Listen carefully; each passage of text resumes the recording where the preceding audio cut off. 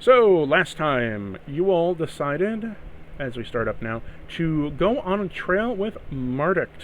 And he had a not-so-fun time when he eventually decided, hey, what if I, fought against, with you guys and helped you out, and he went on this big, wonderful explosion of faith and power and all that nonsense. He wasn't feeling too great. He only had a couple wounds and totally maxed out shock. Not completely maxed out, but only a few left. And we were at the end of last session with you all deciding whether you want to continue or to go back and rest with your limited time, or try to rest here. Marduk being that he's slowly recovering himself with his faith and psyker powers. And that being said, you all begin to look at him as he's healing himself up. Soriel decides to trek back to try to get some. He gets a ping from the apothecaries and has to do a meeting. So he heads out, and you see that Malachi has formed and taken his place. Because you are missing one of your compatriots right now, you can roll a card from the archive. Who wants to roll the card? I'll roll it this time around. Yes. I think we're alternating turns. Is it my turn? Yeah, it is. Okay, cool. Which table are you going to roll from? I am going to roll from table 1. Not even going to see what's on it. And roll a d20. I am going to jumping. 1 second. I gotta get into the owl bear. Alright. Oh my god, I feel so much better frickin' on the computer. I know it's great, right?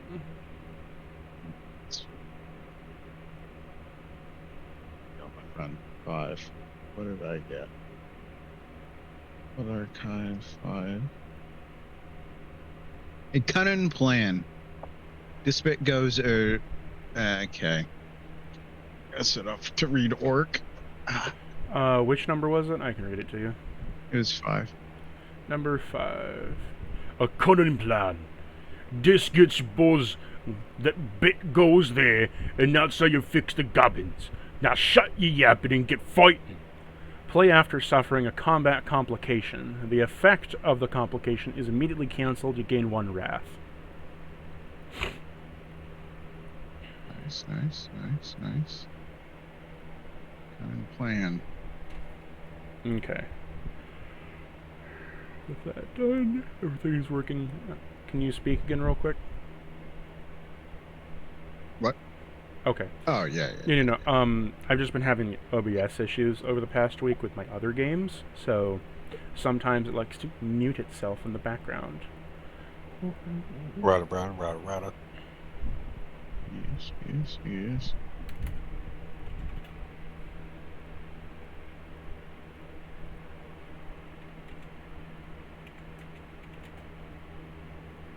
My god, Marduk's a fucking badass.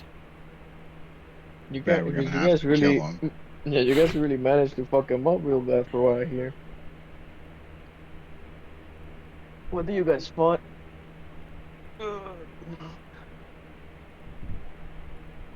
Marduk. Oh yeah, I'll tell Malachi, welcome. Marduk over here has not only proven himself a tested brother battle, but he has saved our hides whilst you were away in the other area. Malachi was taking a deep, nice, restful sleep, having nightmares of the lion bad-talking him. Lion saying to him no, like a dog. No! I'm about to whack him with a newspaper, and then he wakes up.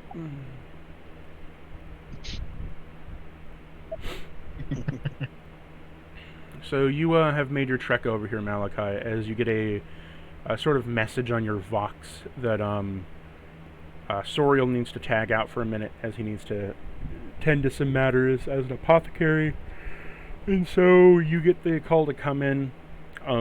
Not being one that wants to feign that you were actually late to this mission, you come over to the rest of them as you are making your way out. You come over to see that there is Marduk, the chaplain before, the word bearer. He looks a little battered and bruised, and he's slowly healing himself with his powers.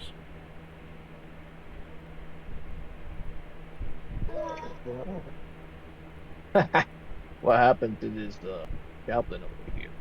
What did I miss?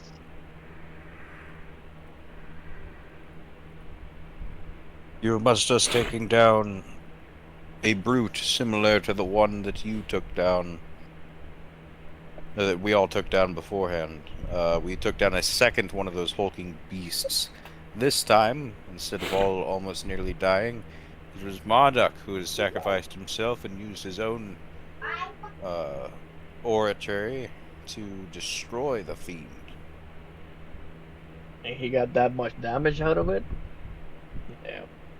That's why we didn't even touch me once. It appears then that you're made of stronger things. At least your father was able to forge you better. But once you've handled the warp in both faith combined, to give yourself the strength that the Golden Throne gives you, then you may come talk to me. The Golden Throne, say. I don't know about that. We'll have to see.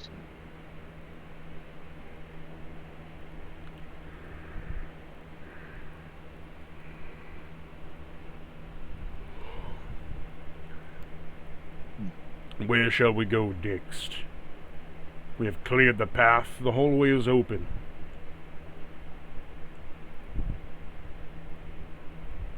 All right, yeah. Portil takes, does the usual. Taking point. I will follow. And continue down the hallway. Oh shit, crossroads. Awareness checks. Marduk follows behind. Remember, not all to stack on top of each other. There we go. So you come to another door that's to the left of you. If you would wish to enter it.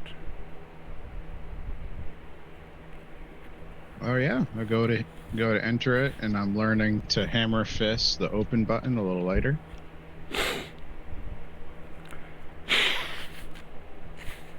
As you slowly open the door, you find a room full of viviscreens. The room begins to loosely light up as all the screens kind of come to life when you approach them. Let me kind of maneuver them around here for you.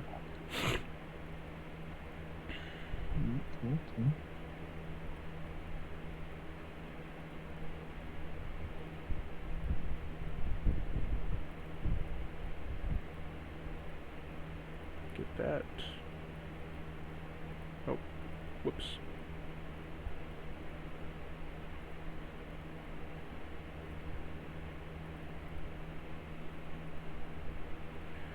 And then grab this. Oh, fuck you.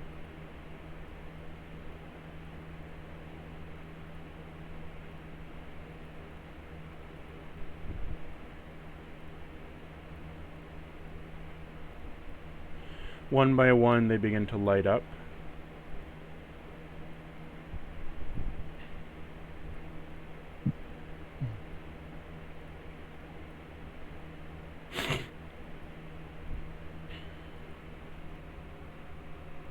Oh shit.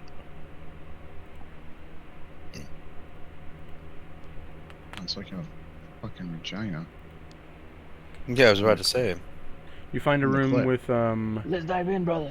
8 viviscreens.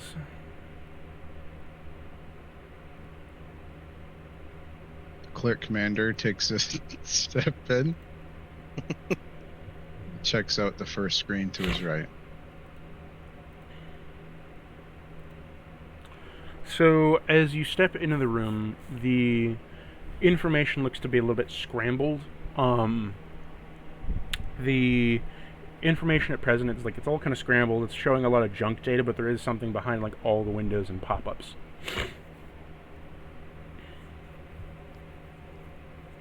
Yeah. I'll, Jesus.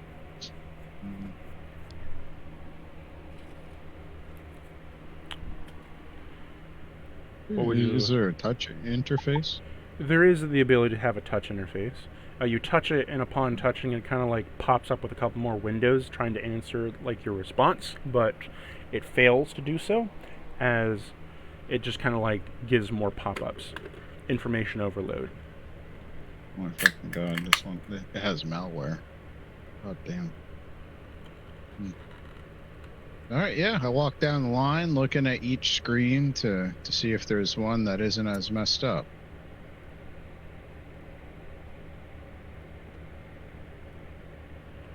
So you kind of walk down the line. You notice that I'll mark the ones that are kind of corrupted a little bit with purple. Mm-hmm.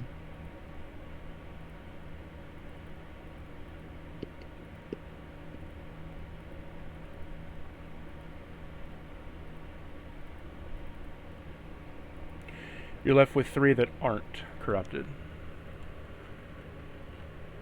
I look to my left as I'm walking down. I see that one isn't trying to sell me blue chews, and I check it out. Not trying to sell you blue chews or get you to buy another pack of Lucy's. Pretty much. So you come across this first one.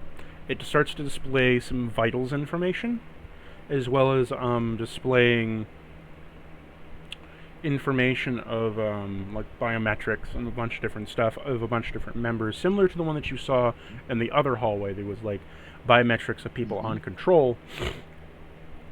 This one is displaying biometrics of generally people on patrol in this area as well.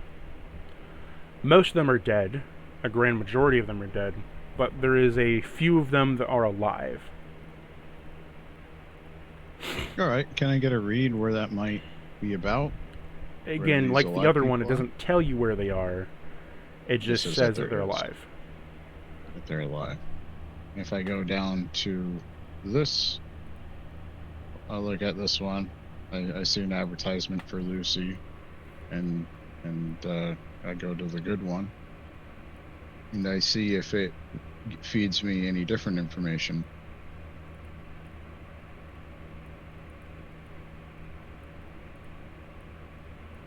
You see that this one is recording like Vox messages and any going in and out, and like transmissionary data. And specifically, there is a few transitionary, like there's a few of them that have passed through recently. Wait, do I see an option to listen to them? That requires a tech check. All right. I look over my shoulder to the guys in the doorway and say, "Artorius, I need that skull." I suppose me and my skull can be of use. Skull, do your skull things. I take it. Portillo takes a step to the side and gestures Artorius to the terminal. Servo skull, activate this monitor.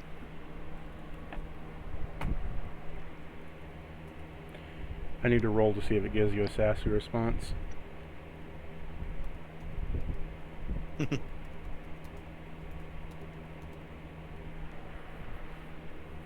What'd you do if your servo skull was like used to be a skitten?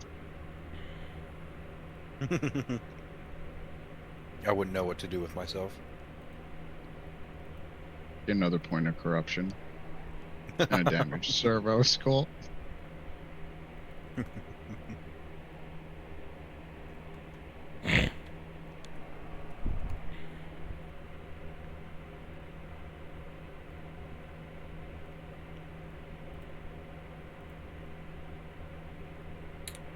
So, because I can't find my sassiness anywhere, the servo skull just says to you, "Ah, yes. What a plethora of meat sacks needing help again, by the blessing of the Omnissiah and the stupid around me."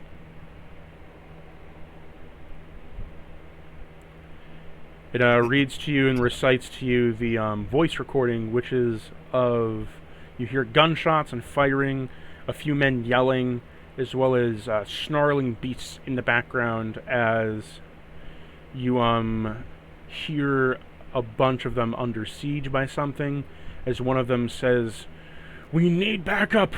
We're not able to hold out against these creatures much longer. Please, please, guard post. Send reinforcements, please." And it kind of cuts in and out of their position. They've taken heavy losses, and they're down to just a couple guardsmen locked into a room surrounded by a bunch of Tyranids. This isn't a live stream, is it? No. It's from about an hour ago. Found footage. Okay. About an hour ago, they were locked in. Careful, it might be an OnlyFans. Can I see the room malware where they are locked in relative to our position? Again, you can't see the room. You can only get the reading. It doesn't display like a map. It's a collection of servo skulls collecting data. There might have been a map one, but the Imperium doesn't give you good options. Okay.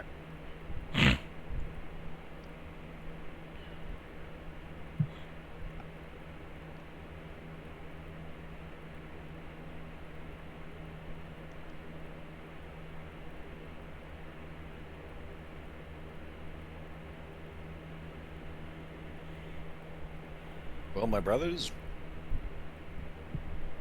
looks like all that I could tell from this little computer over here is that there are a couple of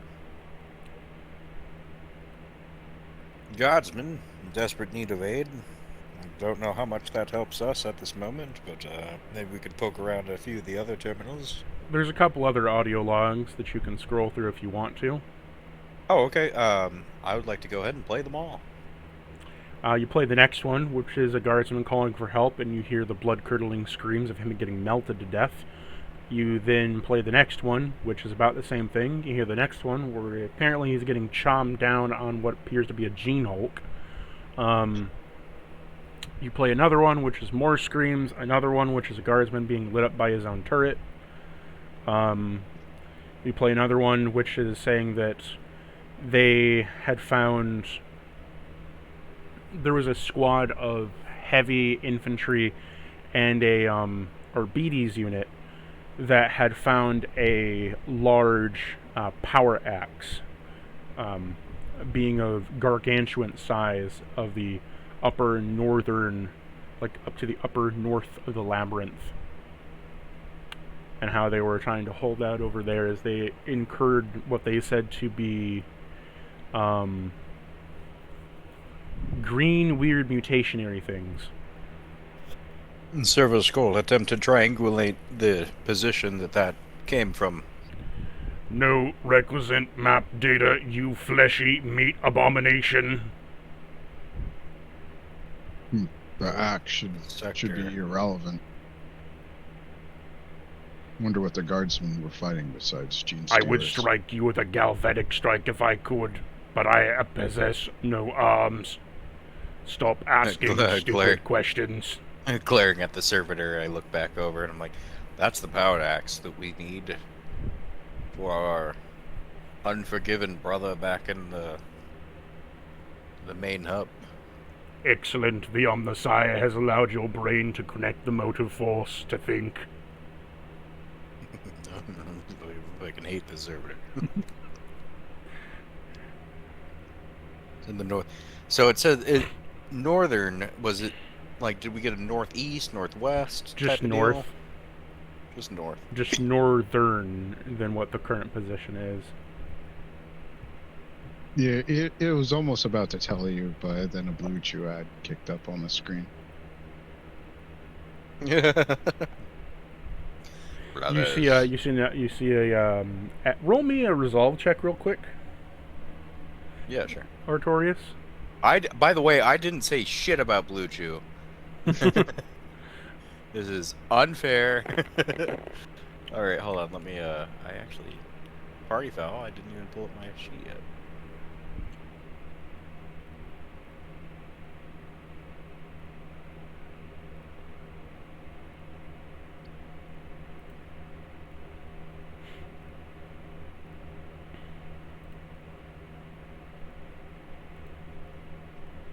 So resolve roll. Yep.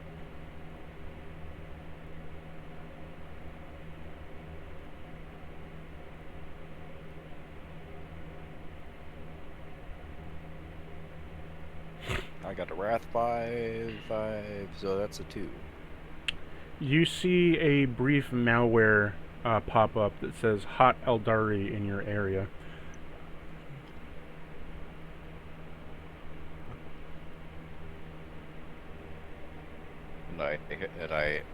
And I turn away in disgust from the Eldari stink. And I turn to the other two and I go, brothers, the axe we have been looking for. I know its position now, or at least at its known whereabouts in... When you say axe, you hear the Shadow's voice in your head saying, yes, we know where to lay your axe.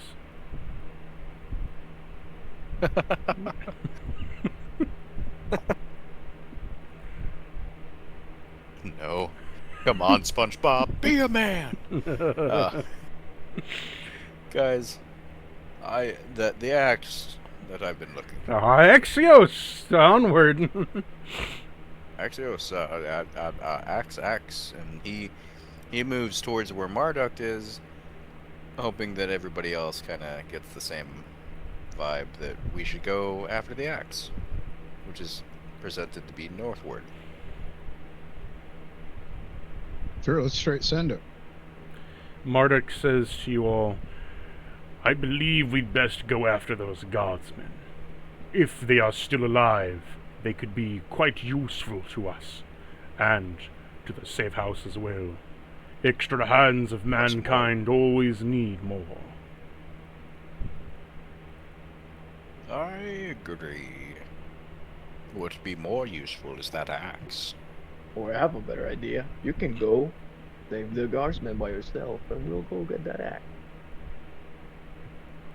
No, Malachi, no.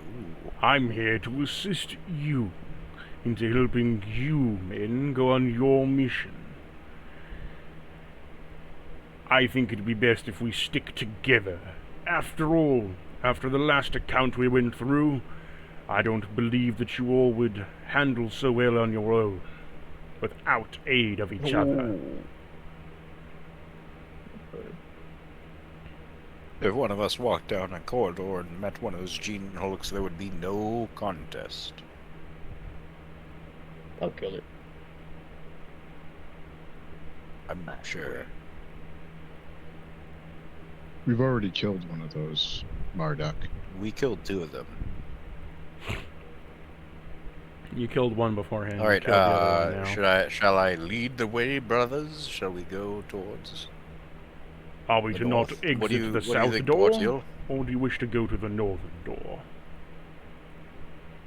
I wish to go to the north, to find the axe. These guardsmen seems like it's gonna be a short ordeal.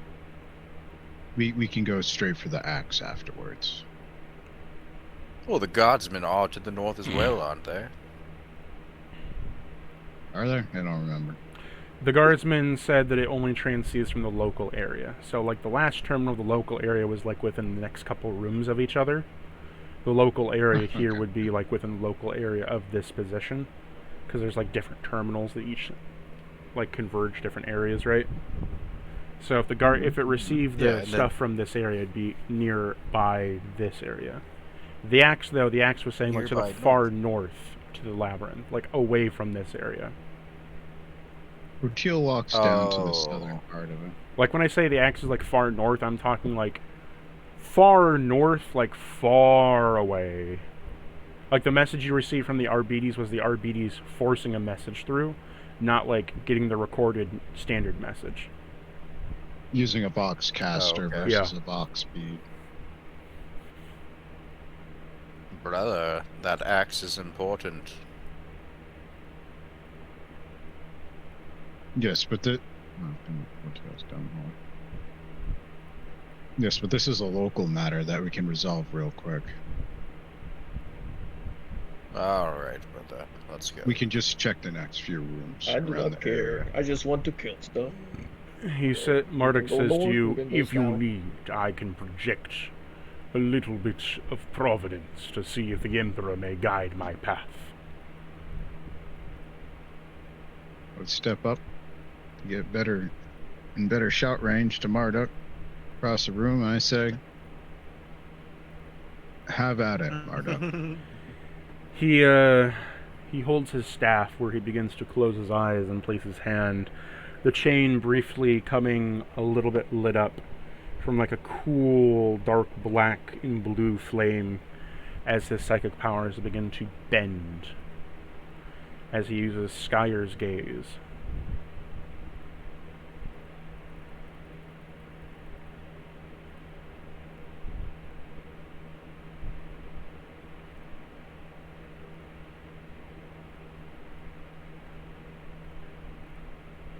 Okay, did he pass?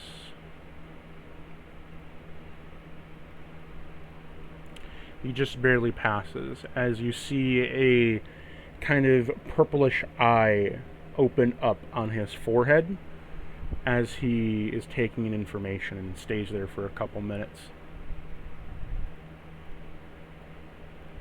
For I see a conflict a few rooms away, surrounded. There are 6 bodies huddled in, surrounded by mutationous flesh. We can still yet save them.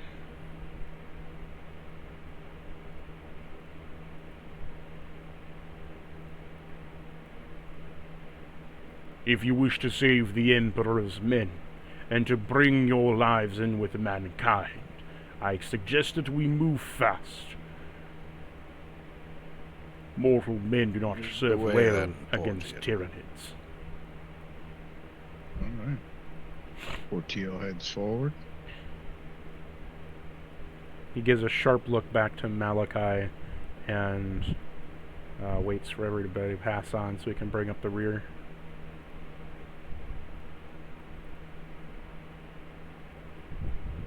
Artorias? Wait, am I going the right way? There's a door right here. Yeah. No one was following me, and Marduk said that it confused me. Marduk just brings up the rear as he's best at long range. Supporter, you Yeah, know. I was thinking.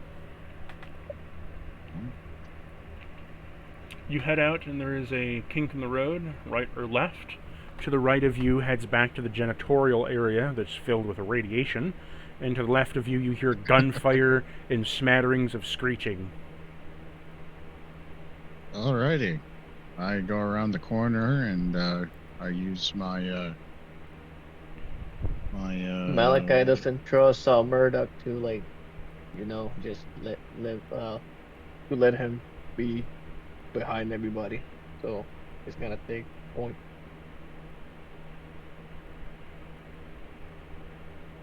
I will not turn my back on you, wizard. Very well, you... Very well, you scaredy tin can. I shall move forward instead.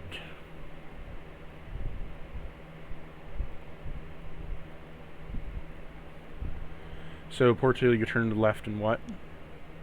Yeah, I'll do an awareness check with my relatively with my adjusted eyes to say. Sure.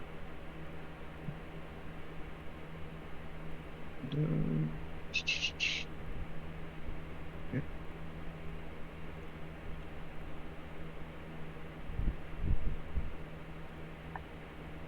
And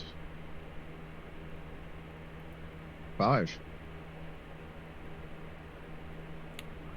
So your 5 comes back with, you end up seeing there is a few enemies.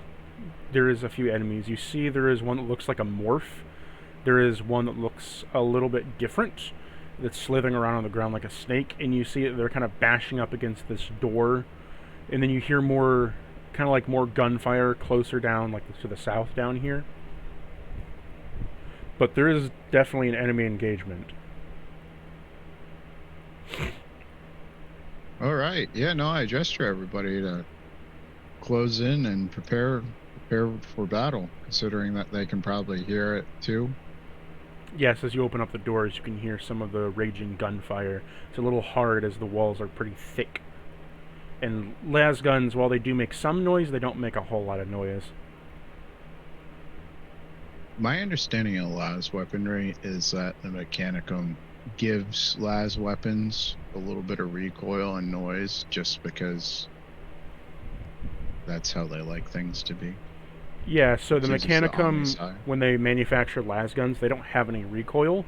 So what they do instead is each time that one is fired, there's a spring lock piston that pushes back on your arm, and there's a little capacitor in the front that overcharges to dissipate a little bit of the current to make a little pew noise.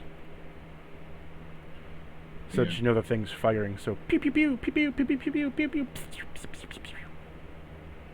Because it pleases the Omnisci.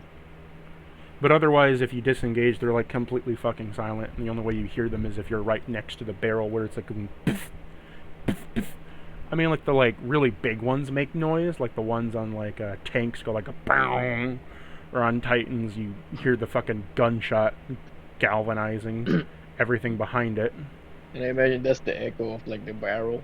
Yeah, They make the if sound. it's like the really big ones, like the hot shots, the really big las cannons, and the ones on tanks or dreadnoughts, those you definitely fucking hear because they make some noise. But in relative perspective, the noise is about as loud as like a shotgun with no ear protection. Loud, but not like bolter loud.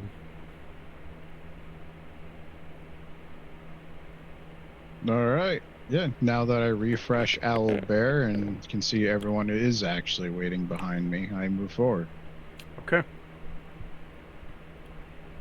All right, I enter the room, flamer ready. Do I see enemies to light up? You see briefly there's an enemy here and an enemy here.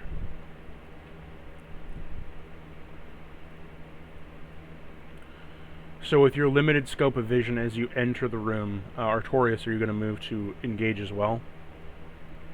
I'll give you some Yes. free movement to get positioned where you want before we begin combat.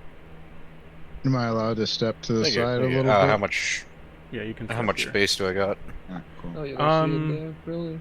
You can position yourself anywhere between the end point of this hallway.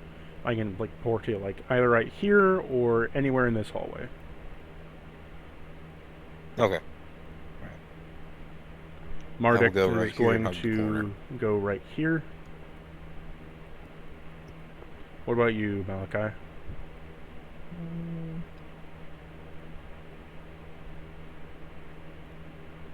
I'll be here for now. I'll wait for Jill to engage and move so people can start entering the room because right now we can't engage. So, as combat starts, you are ambushing the enemy. Portil, roll me a stealth real quick to see if you get the ambush or not. Actually, no. Question: what's your not a stealth? What is your initiative number? My initiative is 5. Okay, you get the ambush. You start. So, your turn is first. All right, cool. I light up this direction with my heavy flamer. Okay. Alright.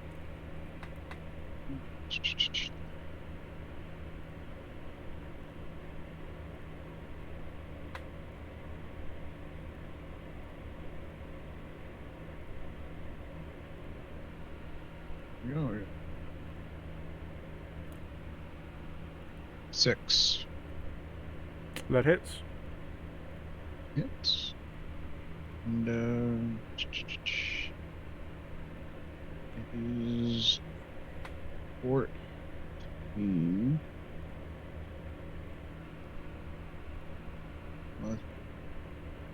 2. Okay. The 14.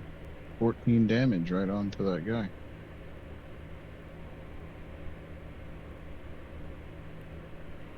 Okay.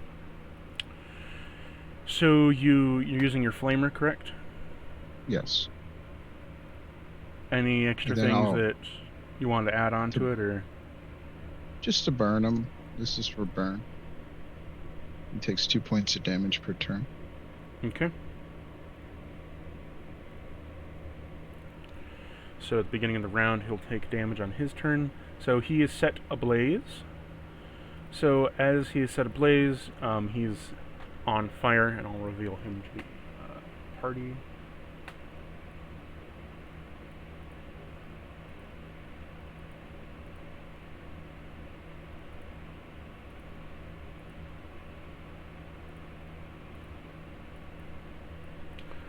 Does that end your turn, or do you have to do anything else? Probably more Yeah, to I'd like the to right, right? shift north a little bit more. Do I have movement left? I mean, this is your turn. You got the ambush, so you haven't Oh, moved yeah, yet. yeah. Oh, geez, in that case, yeah, I'm gonna move up a little bit. Just make sure you moved the amount, North. the measure tool. Yeah. No, I figured. About 5, this 6, this About 7. 5-ish.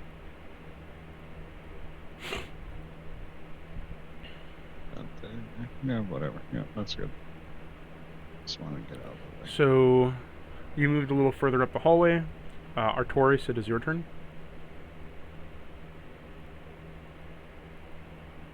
Unless Malachi wanted to go.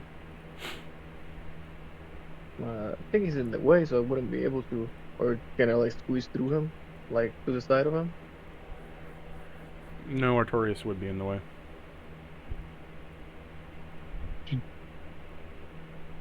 Okay, Take Taurus. 2 damage off of that. I do 12 damage instead of 14. Okay, Taurus, you're up. Let's do it. Can I stealth? You can try. Still thinks he's a ninja. You'll have to I'm a spend. ninja. Chaplain. You'll have to spend your movement to stealth, though. He's the most stealthy chaplain ever. Because they at least know the fire did come from here.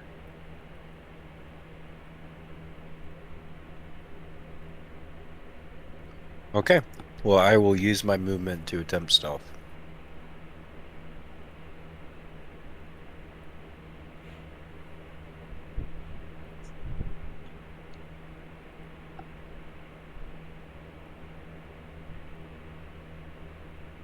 Yeah, 1.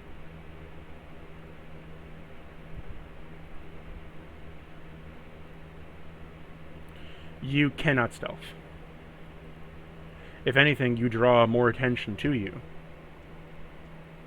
as you have now been And locked I, as a focus target. I'd like to use my hold on, what is it called? Is it Grim Resolve? Oh, well, that's a ranged attack based. I'll spend a wrath point to reroll that. Okay.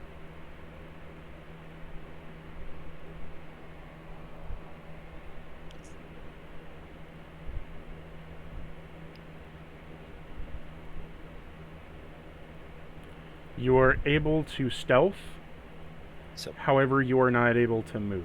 I'll say that you go like right here to be out of the way, just barely out of the way. But you are not Can I- able to move from your can I position. for sure. Can I still take aim and shoot?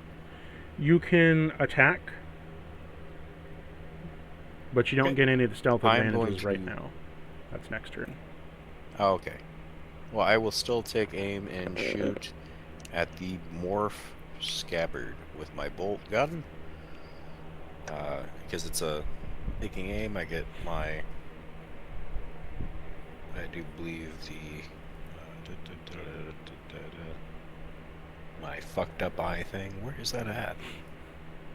Check your abilities.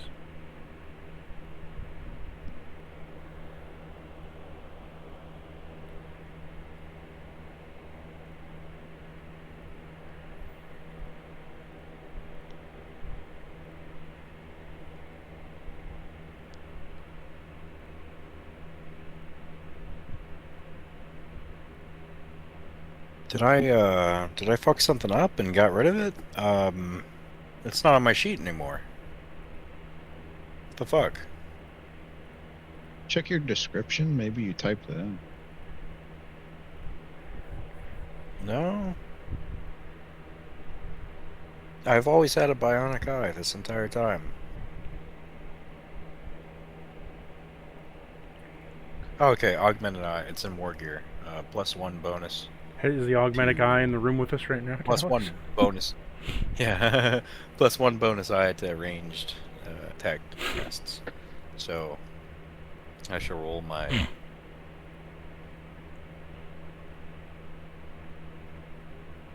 Ballistic skill 12.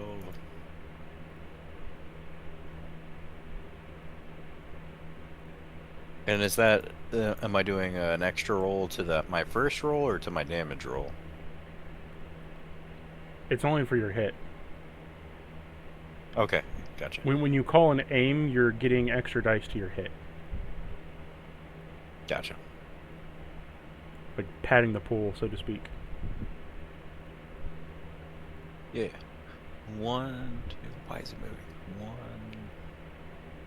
Because there's a lot more dice. 5, 6, 7. 7, I got 7. Okay. Yeah, that would hit. You can bank 1 shift out of that. I'd like to add it to my attack dice. Okay. So, 2 extra ED. Yes, sir. 2 extra ED, thank you.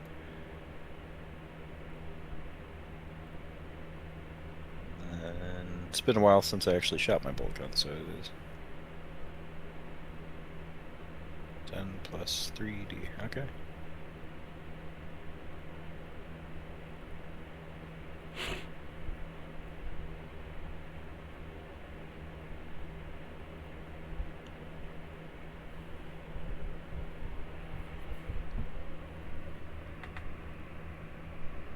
So, roll the damage.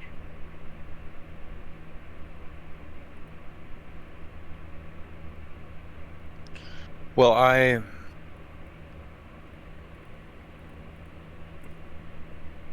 rolling 3 extra damage dice, right? So I'm just rolling 3 d6s. Is that how much your extra damage dice is?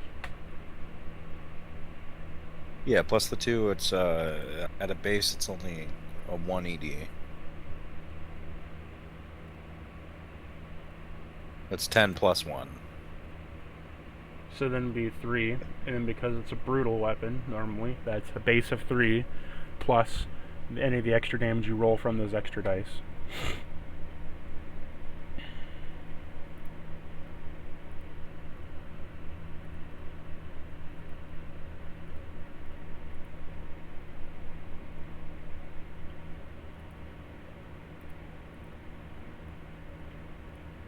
So I get 2 plus my 10, so I have 12 damage. So you kill the creature as the morph scarab dies and begins to melt into gene pus. It doesn't mutate. So it flickers out.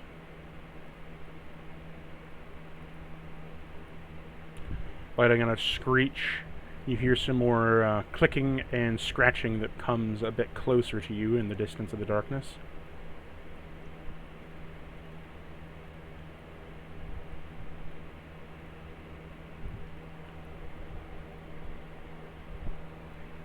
What do you wish to do, if anything? Echoes in the dark. Do you wish to end I think your turn? that takes all my turn because I've got my movement and yeah, So that'll be me. Marduk wishes to move after you, if you'll allow it. Yeah. So Marduk holds up his staff as he chants, "To the Emperor, let there be light!" I don't know if this is the voice that I gave him last session, but we're going to go with it. Yeah. It is about the same. It's a little more, I think, a little more guttural. To the Emperor, let there be light! Yeah, that's yeah. As he cast psychic flame, and psionic flame, and he illuminates the area.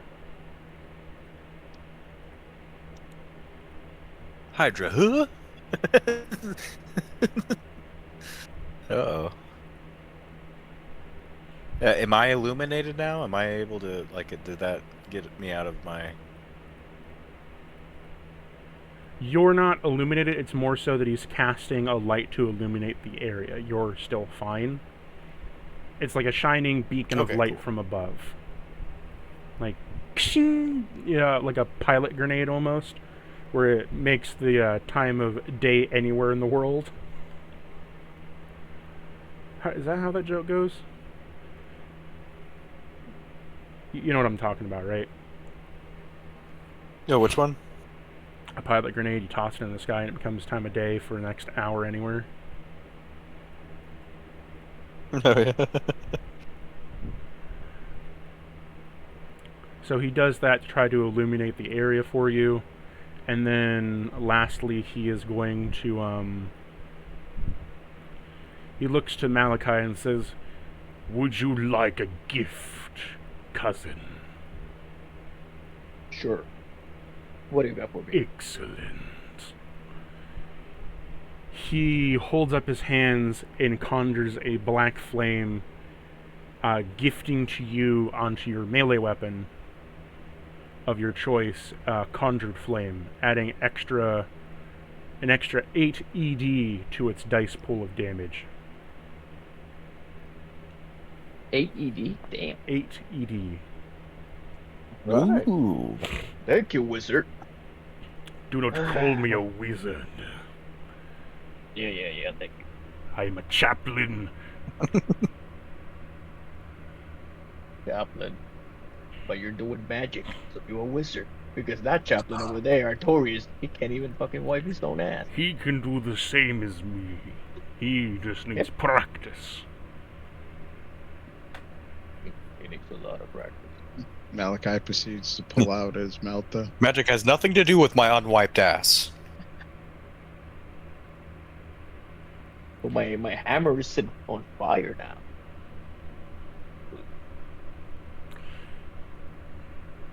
He is then going to,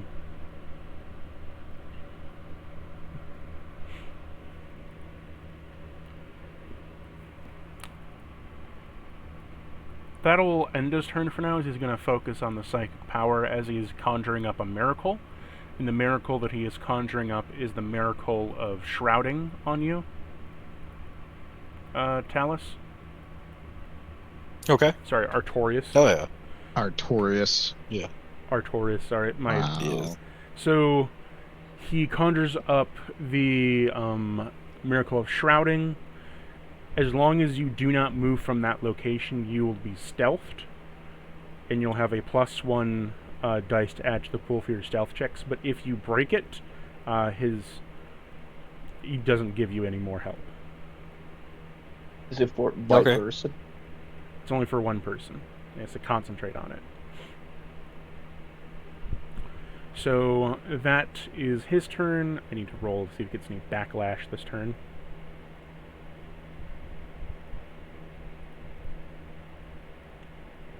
Oh boy, let's roll to see what happens.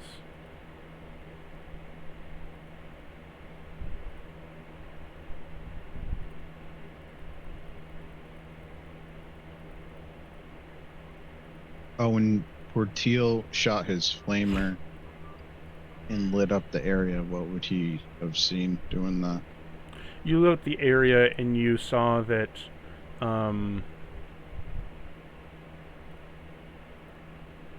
generally speaking, oh god, I gotta adjust this layout for my side. So you would see there's the doorway here, right? It was blocked off. There was a couple Tyranids down this way, nothing up here, and you heard screams from inside this area. The light illuminating from above you kind of shows the same thing, but there's more of them down here, obviously. And I rolled on the perils of the warp were triggered. I need everybody to make me a willpower test. Even if I'm around the corner? Yes. Alright. Is he fucking us? Not trying to. Fucking wizards.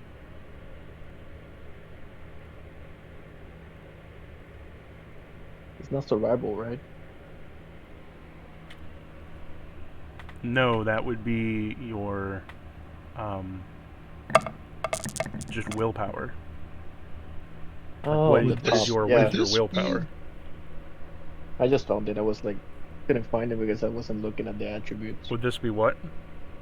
Would this be considered like a resolve-esque type situation? No, the perils are specifically like a chart that you roll on as a psyker. So, like, if you fail to hold some of your psychic shit in check, you roll on perils of the warp as it manifests. The veil I was just degrades. speaking on my character. No. It'll tell you if you need a resolve check. For your character with your stuff, you have resisted the dragon so much to this point that he can only affect you in your dreams. Unless Yeah, I've something been like rolling massively really well for fucks that. up. Like Yeah. you've pushed him back to the back corner of your mind. So we'll start off. Portugal, what did you get? I got a 3. Okay, you pass. Two wrath. And then what did you get, Artorias? Artorias? I'm sorry, get for what? Willpower, what did you get? Oh, willpower 4. Sorry, I didn't roll yet. Hold on, 1, 2, 3, 4. Boop.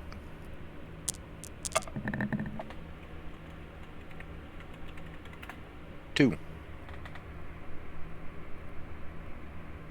I I got failed a mine, 2. by the way. I got a 0.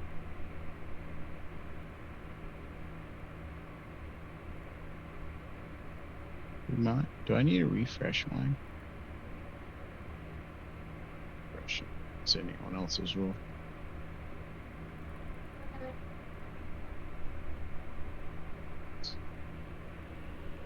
So, what did you get, Artorias? 2. And Malachi, you failed. Okay. 0.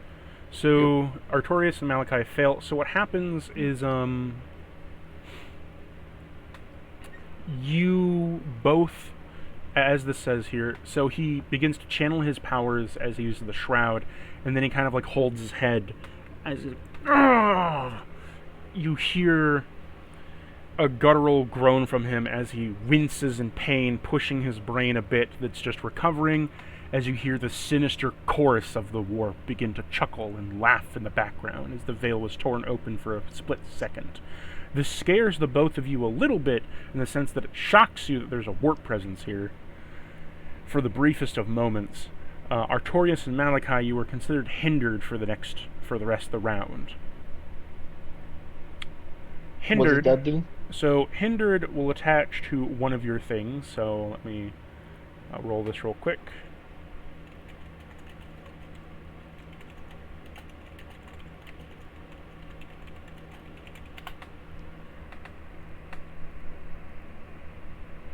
Hindered just means that you now have a +1 imposed to your difficulty checks and tests for the upcoming rounds, or that you have a -1 from your pools.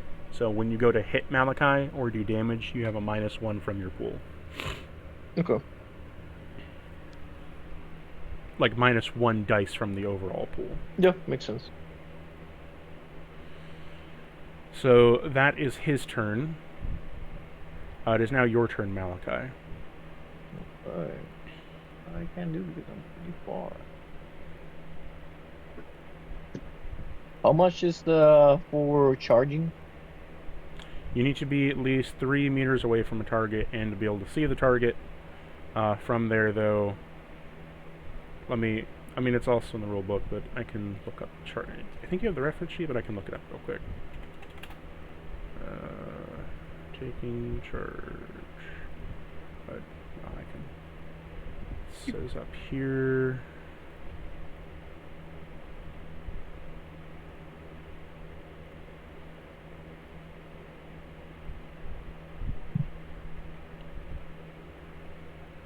Oh, where is it?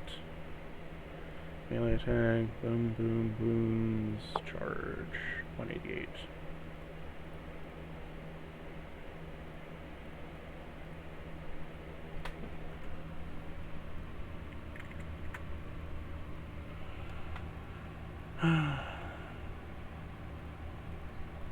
No, I don't think I can make any risk from here. You can charge as a full round action. When you charge, you move up to double your speed and can make an attack test with a +1 bonus dice. You must be at least 4 meters away to charge. Okay. So if you wanted to charge up to that, you could run around and charge up to it. What is your movement? But like right now I'm engaged, right? So I can't move normally. I just move my 7 inches, right?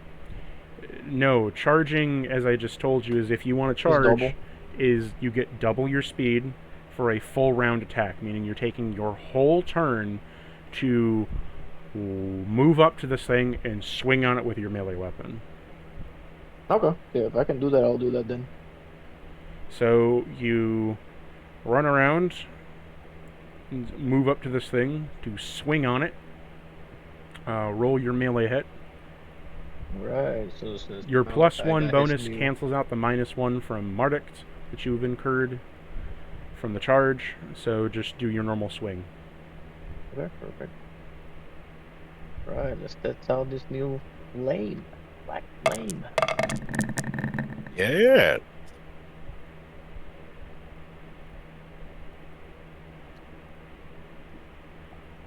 I got an H. So what was your hit? 8. 8 hits. You are able to bank 1 shift off that. Right. I'll do the shift. In extra damage. So that will be a lot of extra dice.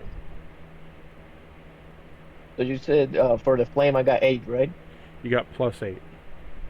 Damn. So I got 6. Normally. 6 plus 2 is 8 if you bank the shift, which is then 16 ED. 16 ED. And remember, you're rolling with the special chart if you're using the hammer. Sure. So 3s are 1. So 1, 2, 3, 4, 5, 6, 7, 10, 11. I think I got 11 extra damage. Let me count it up here.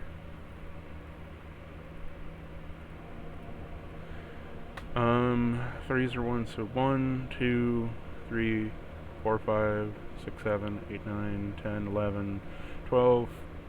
You got 12 damage. So 29 damage minus 3. Good girl. So you smack this thing and set it on fire with this warp fire. As it begins to burn slowly through, as it lets out a screech. Upon doing so, it lets out a reaction marking you as the primary target.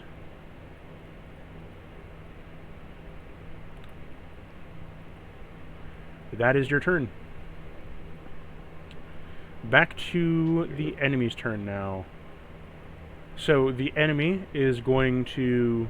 The Hydra Spewer is going to try to cover you in acid.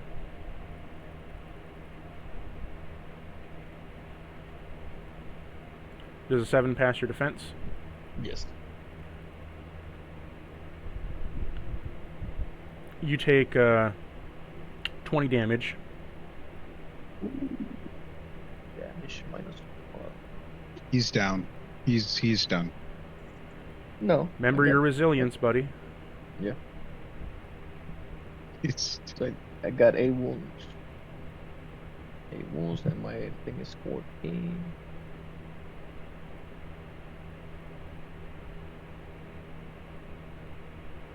So I got 6 wounds left.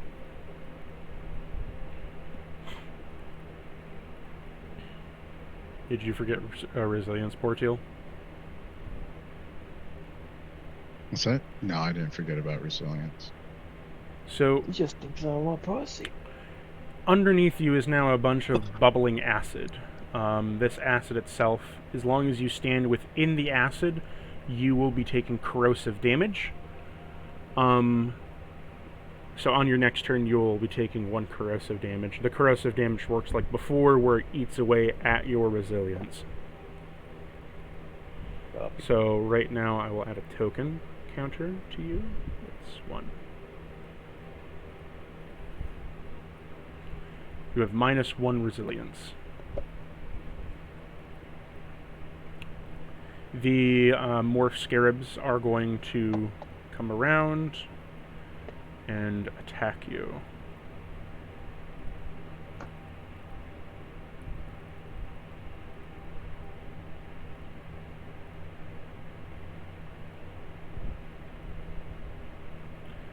Collective 7 from them. Yeah, passes defense. They scratch at your armor for 15 damage. Oh, 3 more damage.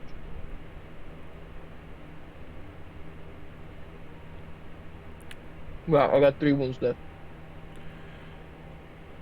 And I wish to remind you all Jesus. that on your turns, you can choose to soak a wound, but to soak a wound would take up your bonus action, essentially. Your simple action. I'm good for now. Soaking a wound means that you convert 1 wound to 1 shock. You can each do that each of your turns, just to give you a reminder on that. But as that happens, doesn't get shot. the other creatures begin to bash against the door, and you hear an explosion of a grenade of some sort, and the screaming of one guy, and maybe the sound of him getting devoured.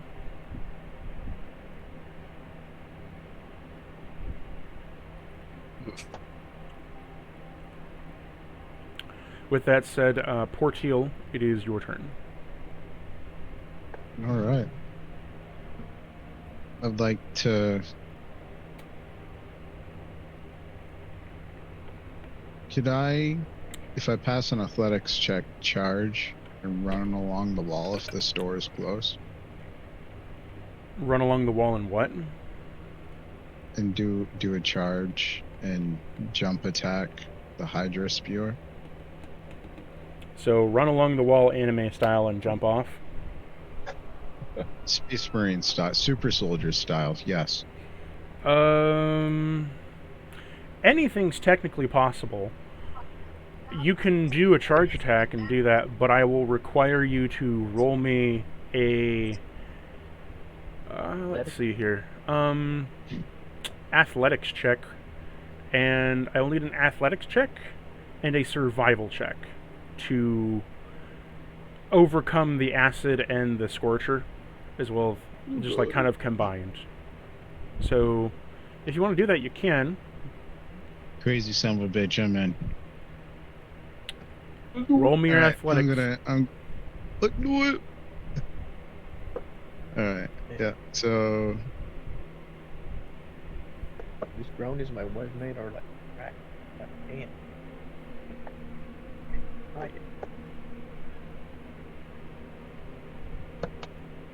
there's my athletics.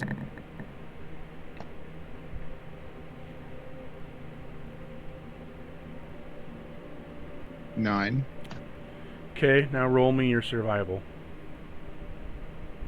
Survival.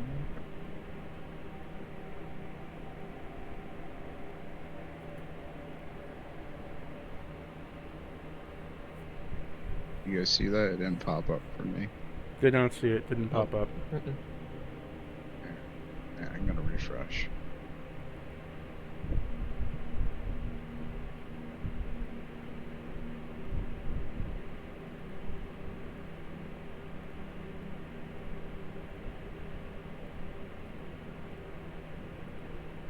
There we go.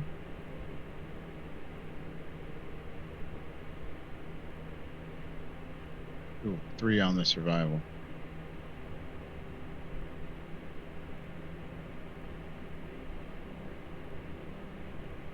Nine on athletics.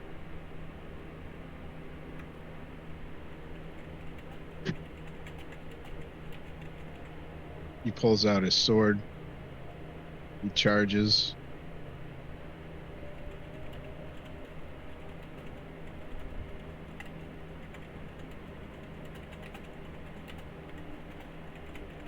Prince of Persia style.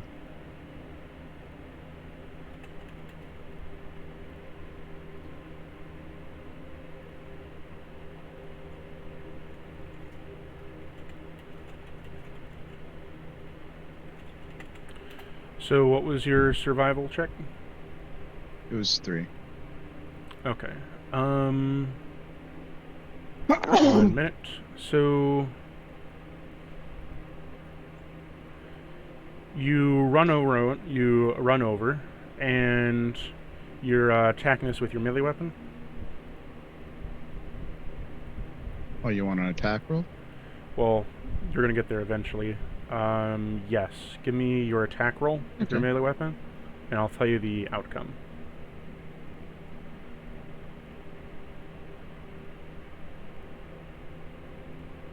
No, jeez. A critical 1. A total of... Okay. Yeah, 8 with the critical 1. Oh, and I would like to use my card to negate that complication in that attack roll and gain a wrath.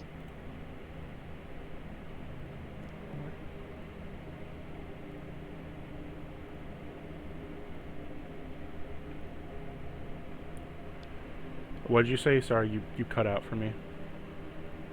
Oh, I'm sorry. Yeah, I'd like to use my wrath card.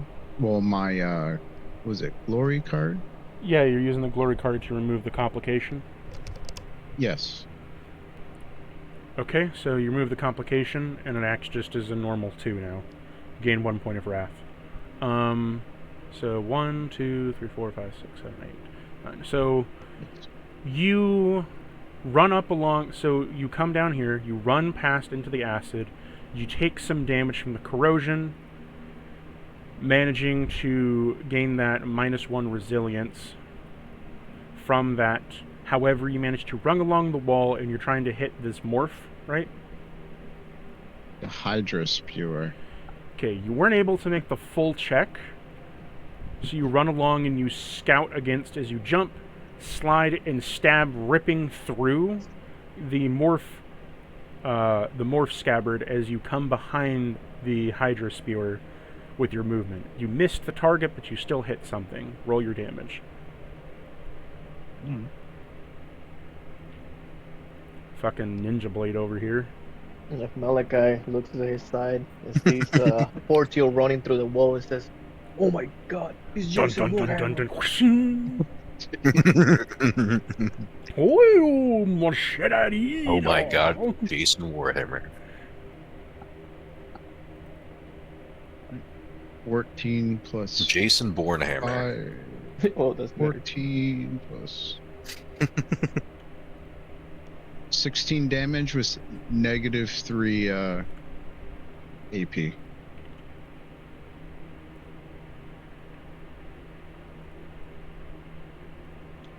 How much damage?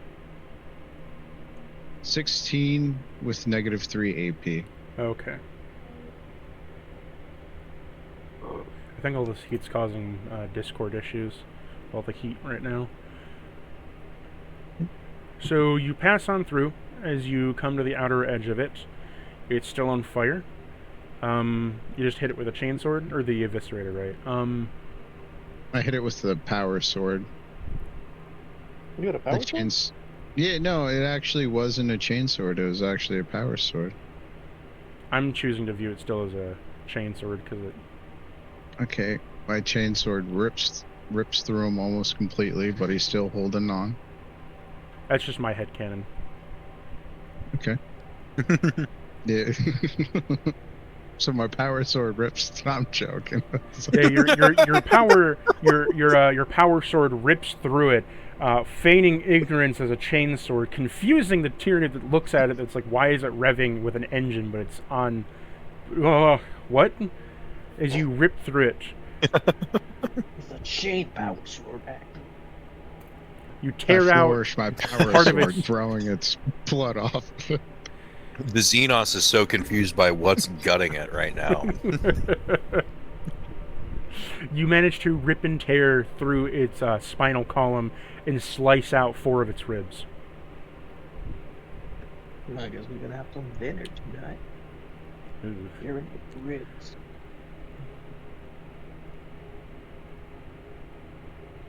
Nice, nice. And with that, I have no more action. I didn't receive any wounds from that because of my resilience, correct? I just got No, you didn't minus receive. 1 resilience. You didn't receive any wounds. You just took the acid. The acid effect. Okay, cool. In that case, yeah, I'll end my turn. Don't take that. Okay. Artorias, it is your turn. Where's your brother?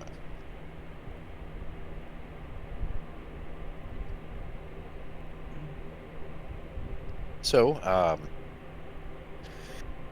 am I within stealth melee range of attacking that morph scabbard? You could beat it with your Crozius if you wanted to. Would that Stealth jump me out of Crozius. stealth? No, as long as you don't move from your current position, you have the bonus to your stealth. You're submerged Then under the I acid stealth right now. Whack. Yeah, I stealth whack that guy. And, So would at you a like plus- stealth check first? At a... Yes, I want a stealth check. At a +1 dice to your stealth check. To the Okay. pool, that is. Yes.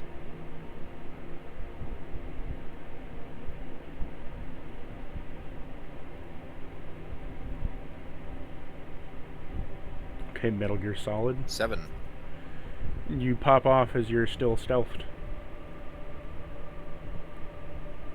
Hell yeah. And now let's roll weapon.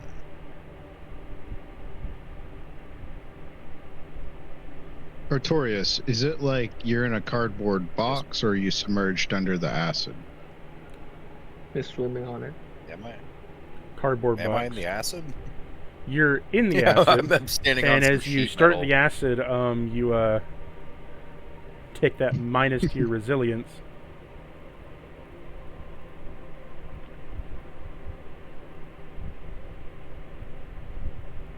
Yes. My weapons check is a 9. That hits it, and you can bank 2 shifts off it if you want. I'll go ahead and I'll actually bank these 2 shifts instead of adding them to my attack pool, so I will go ahead and make myself a note. I got 2 shifts. Alright. And I will go ahead and roll the Crozius damage.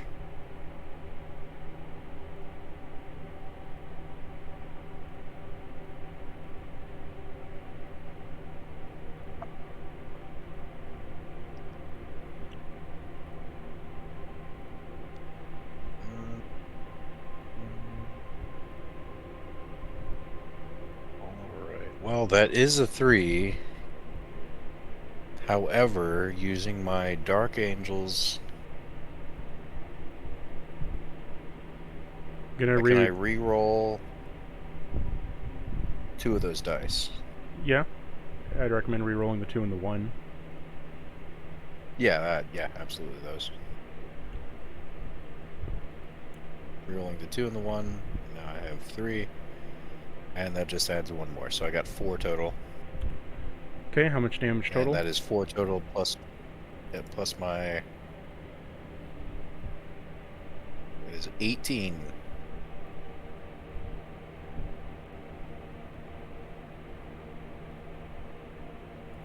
So you smack it over the side of the head, where it's wondering where the fuck it came from, as it's looking around right now, with a bash mark in it.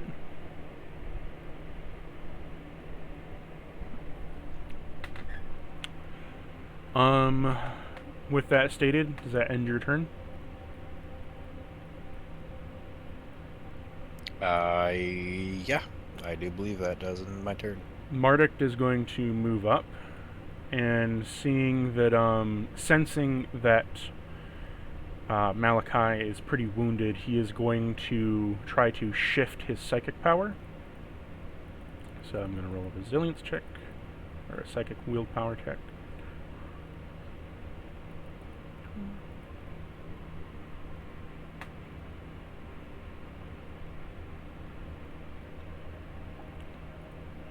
And let's see if he gets it.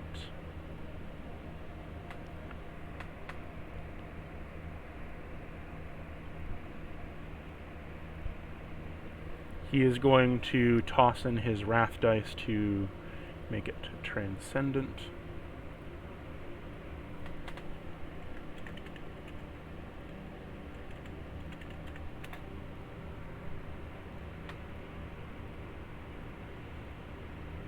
If Portillo passed a scholar check, would he have better battle insight on the Hydra Spewer? You would not roll a scholar, that would be a nature. Nature. Because you're trying to spot. Well, it depends. Because if you're wanting to roll weakness, you would go for like investigation. Scholar is to recount from previous battles, battling them to see if you know anything. Nature's finding out the physi and biology. There's a nature? It was. Am I reading wrong? Sorry, I might be confusing. Not nature. Survival? No. It would be either scholar, survival, or it would be insight. Sorry, not nature. My brain's getting confuzzled again. Where was it? That's on 260. You're thinking D&D.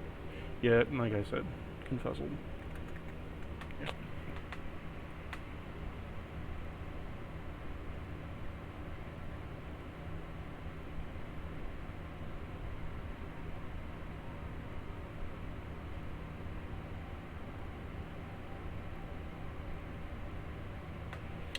Okay.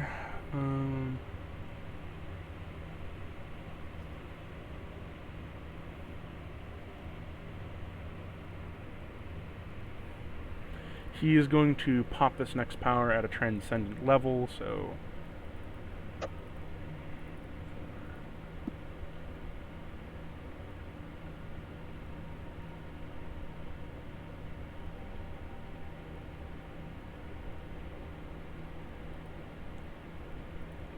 Marduk himself takes 3 shock damage and shifts your power from your weapon on the Conjuring Flame to instead be a regeneration. So you see the flame go from this flame around your weapon to becoming a pure yellow energy that swarms around you, and you feel yourself being healed a little bit. He is then going to conjure a miracle point and add to how much healing you get.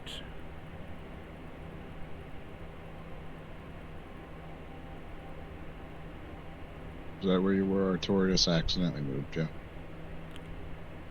So Malachi, Yeah, you right heal 9 wounds. Oh damn, that wizard! I'm liking that wizard. I'm also rolling on the warp table as well, so prepare. I got 12 wounds now. Perils of the warp.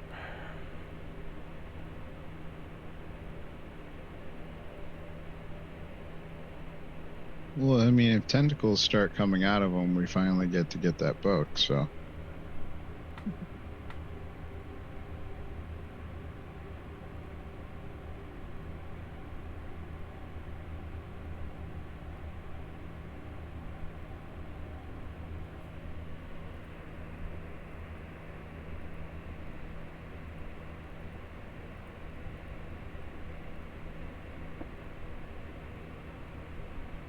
So is the Hydra Spewer...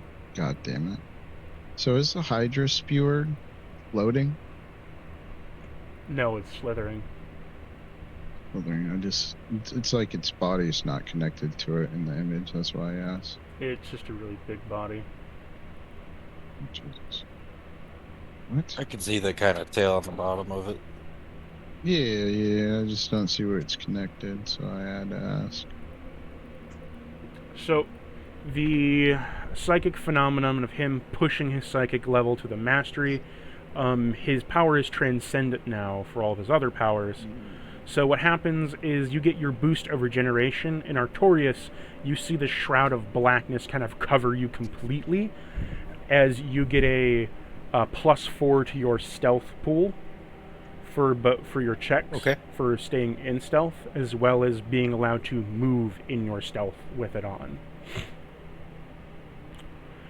With that said, though, it rips open the veil, and as the veil rips open, the warp-touched aura begins to spread out to 25 meters around the area, saturating the entire area in warp degradation.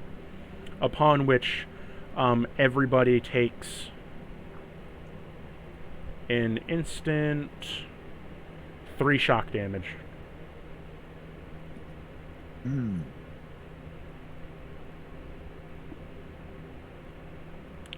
As you look at the area around you, you see strips of purple and gold beginning to materialize and dematerialize, and little bits of spirits conjuring in and out of existence, orbs of light flickering here and there, and you've all played Rogue Trader, right? So you know like how the warp manifests there, right? With like the haunting of ghosts and the purple all around you. Yeah, I have. I can try to find you'll an start image to of see it. little things on your screen. Yeah.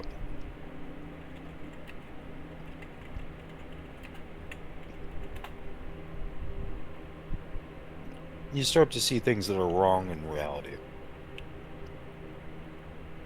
Let me see if I can find a image of it.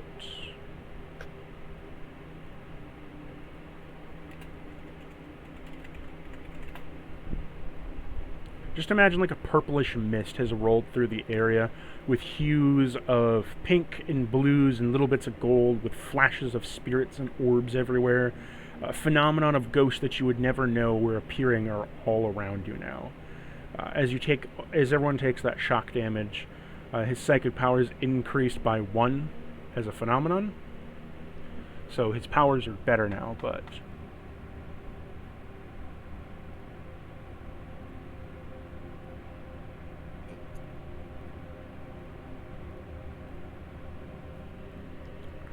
as that happens, he kind of like wrenches with his mind again. He's like, "Ugh, blast it. This fucking realm. Chaos is seeping into it. I am sorry, my cousins. It appears that this wretched sea of taint has leaked in, but fear not. It shan't do any damage to you. Continue the battle." To use the warp is to accept its taint, brother. I whisper. In my vox.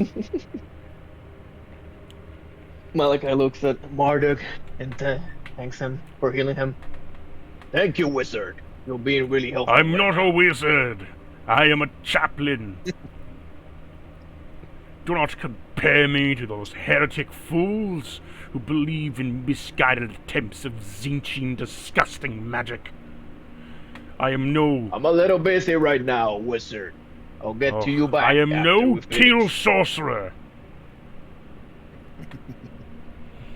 It is now your turn, Malachi. As you stood 1 extra turn in there, your resilience is reduced by 2 as you start your turn in the acid. Okay. I'm gonna try and heal my last 2 wounds with Born Survivor.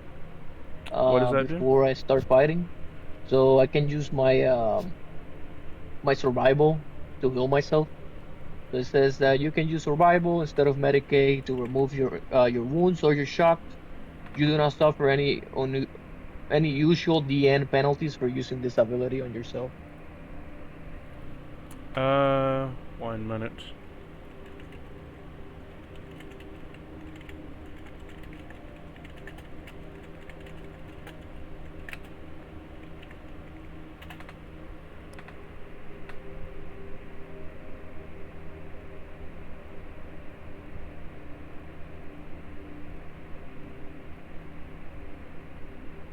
Okay, I was just checking to see if it could be used in combat. It is a combat ability, so you can use it. Go ahead.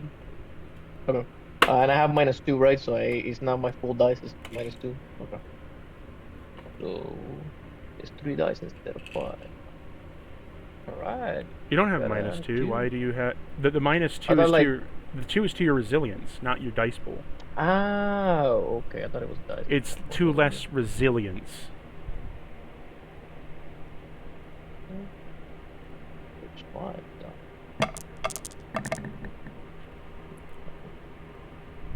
Got a 3.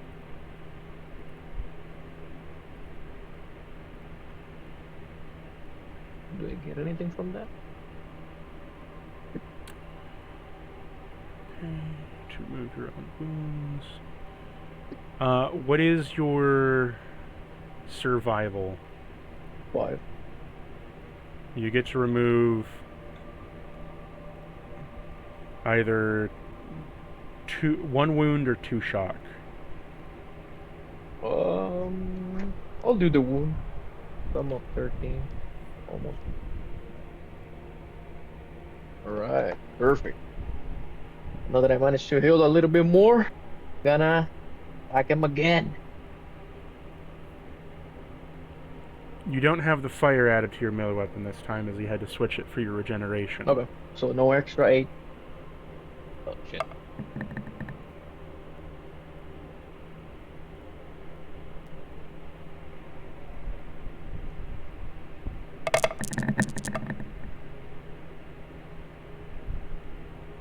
Are you striking with a melee weapon? Yes. Okay. I got a 9. With a complication. Okay. That would hit. What are you trying to hit? Oh, the same guy, the big guy. Okay. You can bank 1 shift off that.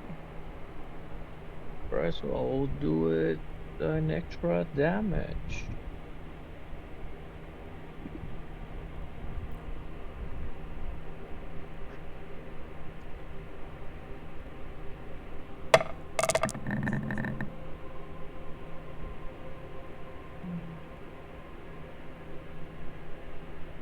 And I'll reroll 2 of those because green resolve.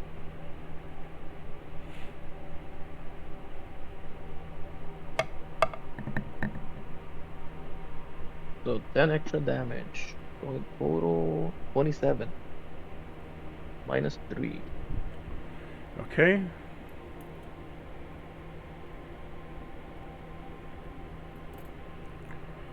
So you smack it again. This time it's not on fire anymore from the warp fire. I mean, it's still on fire from the warp fire, but it's not receiving more fire damage. So you whack it again, it screeches at you, and you remain the priority target. It is still kicking. Okay. So still have one more thing to do. Can I still move? Since I haven't moved. You I could know try I'm to gonna get move. attacked. I will know though you're gonna get 3 op attacks if you try to move. Damn, 3. Ooh.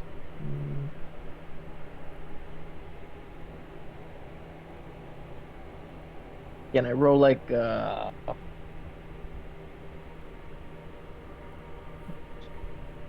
athletics to try and dodge it, or I just have to like?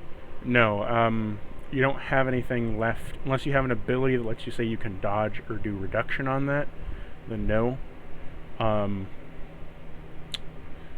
So moving away, you would be moving away, and 3 op attacks would be leveraged against you. They could hit, they could not hit. Depends. I'm just letting you know. I'm gonna probably get through that really quick. I'm gonna stay there for now. I'm probably gonna Okay. get more reduced resilience, but it is what it is.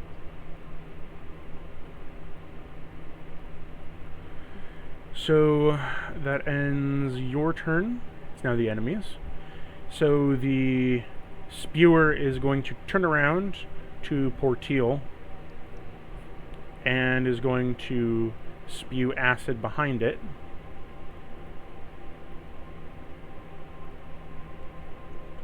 Onto the ground. Oops, all acid. And the two morph scabbards are going to try to smack Malachi as this thing tries to smack Porteal. So let's see if it tries to hit Porteal, if it gets anything. Better have some Does big fucking nuts to make that move. a 5 hit you, Porteal? Yes.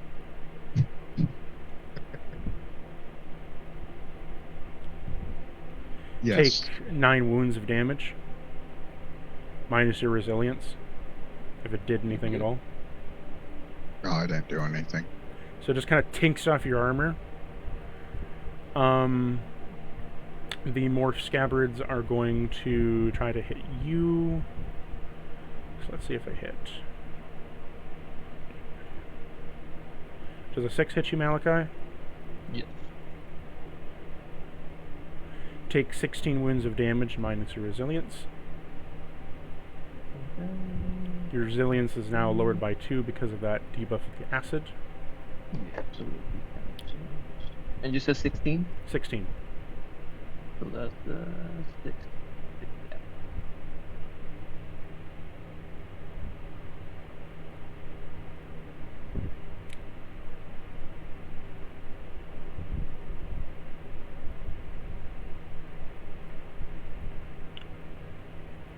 Afterwards, a morph scabbard is going to come into view,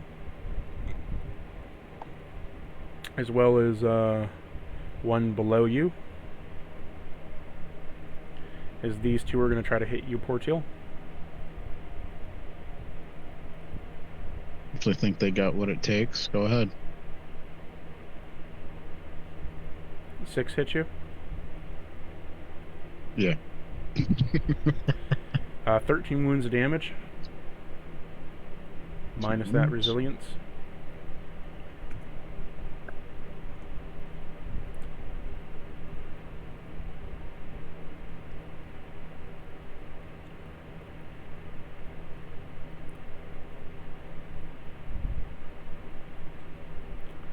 That ends the enemy's turn. Back to you, Porteal, as the acid increases by +1 to give you a -2 to your resilience.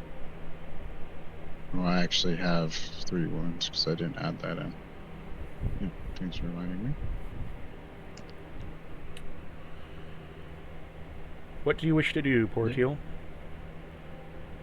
He's like, do I light it up and burn my friends, or do I turn around and light these guys up?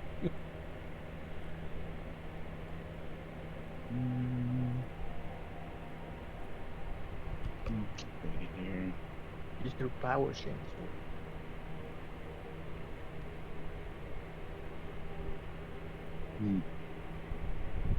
Use your guts sword.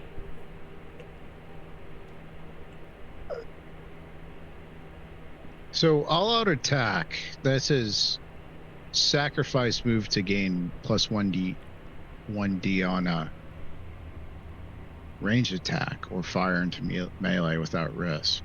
What about melee? It doesn't affect that? No, all-out attack is a +2 bonus dice to all melee attacks and a -2 defense until the start of your next turn. Okay. Unless you're talking about something different, because Yeah. so there's a full. So you have the multi-attack, which allows you to, a +2d into all attacks made to be on the first one. Roll damage applies. Or you can do 2 swings. You can do an all-out attack, which is only for melee. There's essentially the same thing for ranged, but you just sacrifice all your movement. You're not able to move. It all depends what you want to do, because I think what you're talking about is where is it? Yeah, it's on. I'm looking in the book right now because Doctors of Doom says. I'm looking off the reference sheet for the combat actions. Yeah. What was your thing you were looking at? I was on the Codex of Doctors of Doom, all-out attack. It's pretty much the combat actions, browse combat actions, go to all-out attack. I'll check the book real quick. Yeah, no, I'm checking the book too. 221.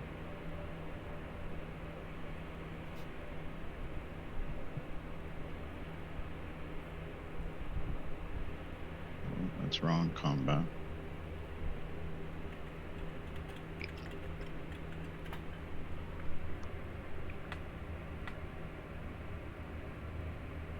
Alright, 220.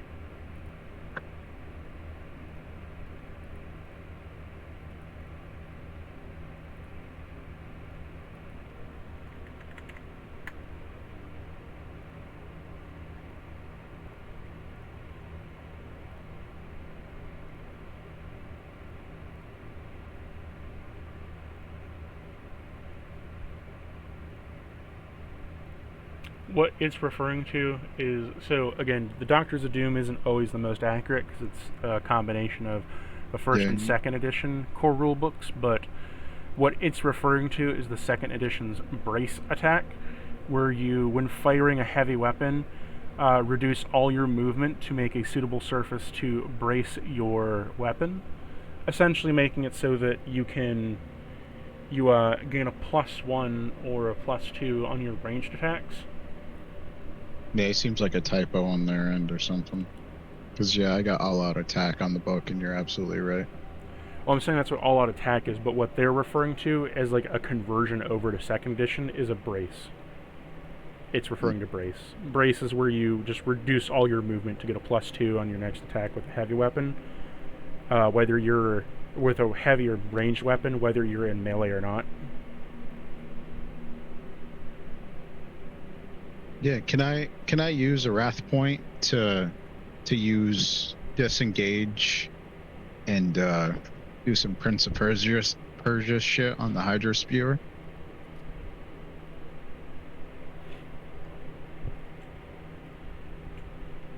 Disengage from the morphs behind me. Tell me what you want to do first, and I'll decide. Yeah, I'd like to run up the back of the Hydra. We'll climb up the Hydra Spewer, passing a athletics check and cleave in between its head plates and back plates.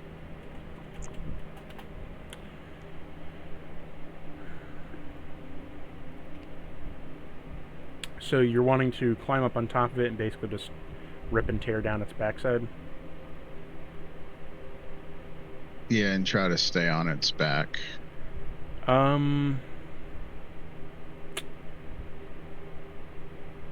That is a mix of a few things. So you'd be disengaging from, using the wrath point and disengage from these two. And then from there, that would require a... Oh, where is it?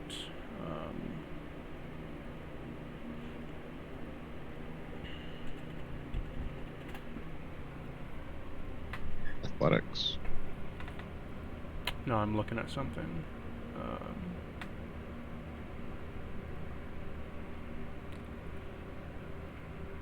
There's a name for this.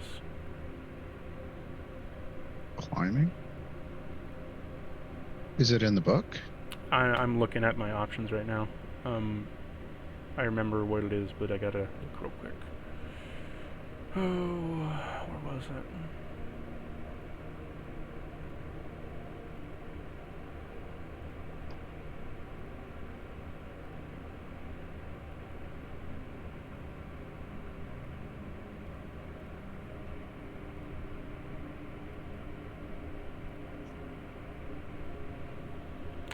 This would be a interaction attack with a grapple. So you can use the wrath point to disengage. I will need you to make me a athletics check to try to jump onto the thing. After that, you'll need to make me a grapple check, and then an interaction attack with that grapple if you succeed. An interaction attack just hinders on whether the skill rolled associated with the attack succeeds or fails. If it succeeds, you can pull it off. If it fails, something else happens.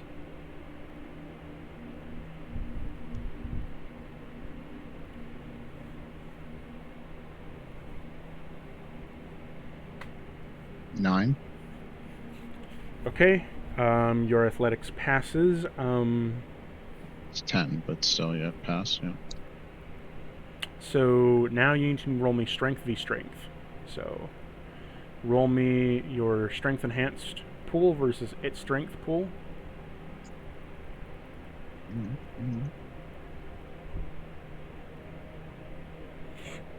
Not a chance he's gonna beat me. Oh, bullshit. I'd like to use a wrath to auto do that. Sure. Alright. So that's wrath for a reroll. Yeah. So you're using your second wrath for a reroll. So I'm gonna cut it.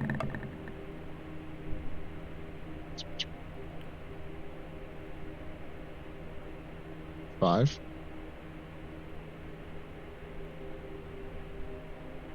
You manage to just barely etch out its strength as you can now roll your attack to sink your sword into it. So roll now your attack. So you've run up to this thing, grabbed onto its carapace, and you're about to drive your chainsword into it. Let's see if you actually hit the target. Flourish my power sword. I take aim right in between its plates. I got a critical 6.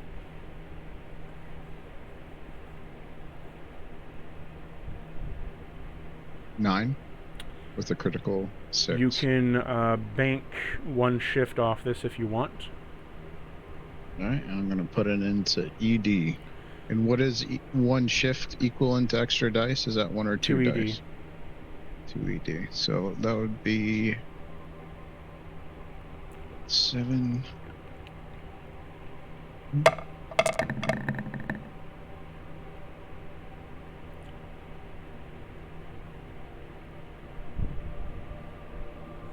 I count 8. Yeah. Well, actually, no. Do you have the modified brutal chart for weapon or no? I don't get the brutal with this weapon. Okay. I thought we talked about that. Yeah. Does it get I was just checking. Oh. Yeah. It's hard to remember everything. Alright, so what did I get? I got 8. 22 damage minus 3 AP.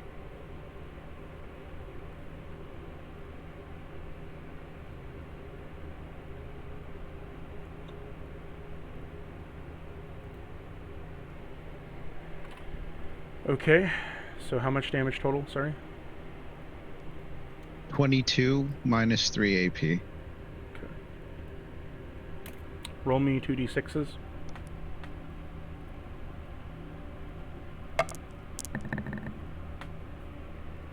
Critical 6 and a 1. Okay.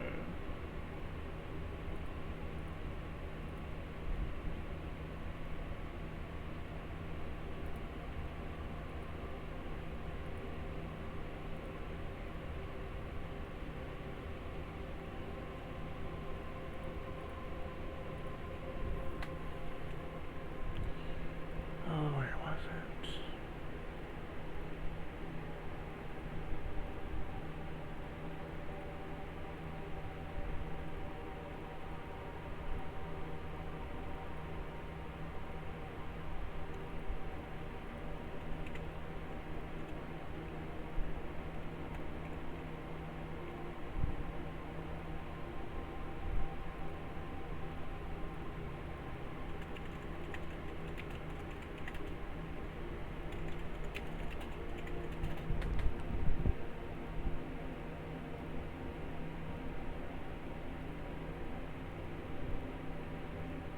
Okay, what did you say your number was again? I apologize.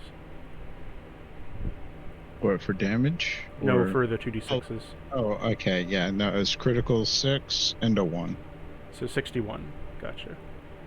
Okay. Oh, because I just crit his ass, didn't I? Yeah. So Yeah.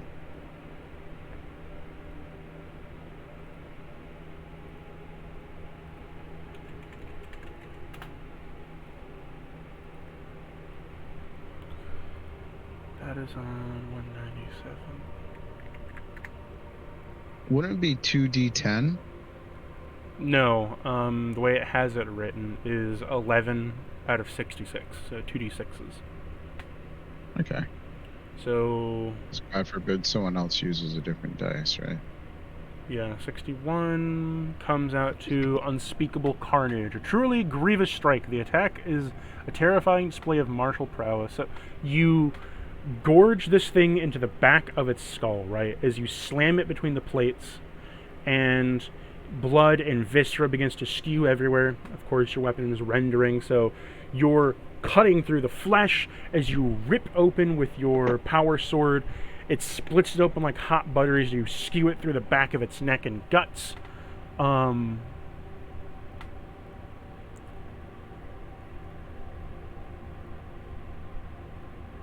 see here. You manage to deal an extra 20 damage as you slice through their backside and cutting open a grievous wound in the side of them as you slice open the entire half of their guts, where it's beginning to slip and tribble out.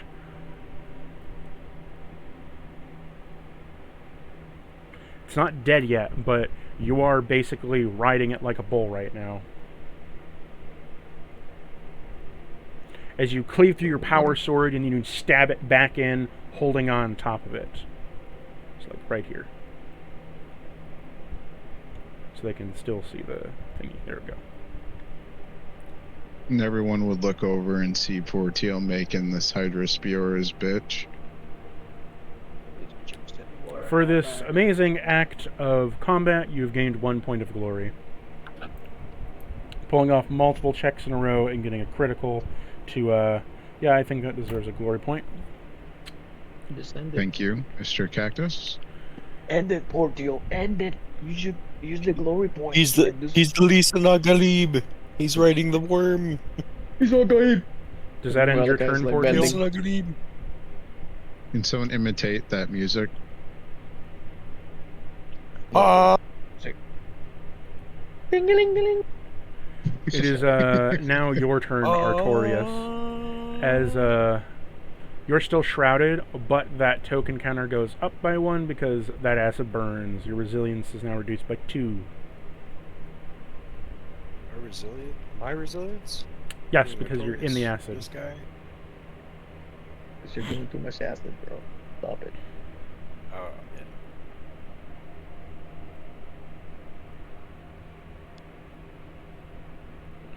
It is now your turn, Artorias. What are you doing? Alright. Well, me still stealthy in my acid bubbles. You can move now because of the Transcendent Shroud. If you want to. Although I don't know there's really much area to move to be honest. Okay. Well, what I would do is move out of the acid. And, how many meters? Is it my normal movement range? Normal movement range. Okay. So I will go over to here to be out of the acid.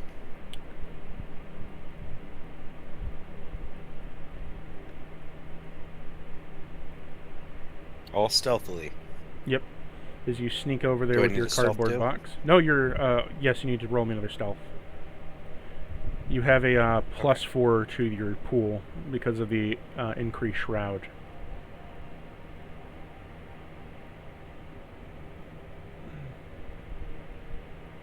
I see a big ball of black smoke just moving.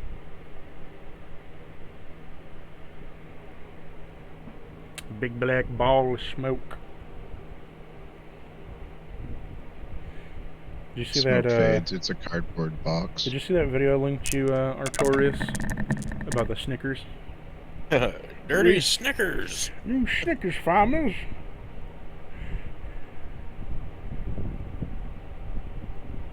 Alright, so I got a, wow, damn, that's a lot of things to count up. Alright, so.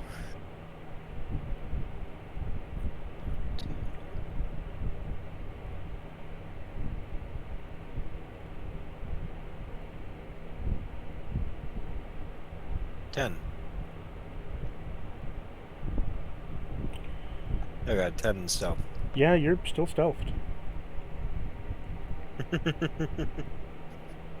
What are you shooting, by the way? Now, roll your hit to what you want to shoot. Alright, so taking aim, I will attempt to shoot. I think we should leave the big guy to Portillo already and like take care of the other two. Since he Yeah. has the glory as well. Because I'm in this kind of corner over here, is there a way I can, with my augmented eye, is there a way I can line up a shot where I could shoot the new creature and maybe the bits will get blown off into the creature I was shooting previously? What are you talking about? I'm trying to angle my shot where I could hit this guy and this guy.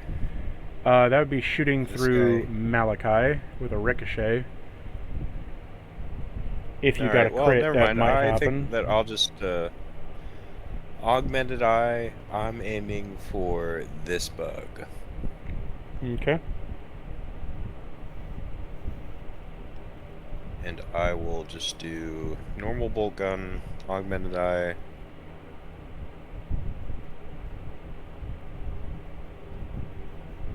Well,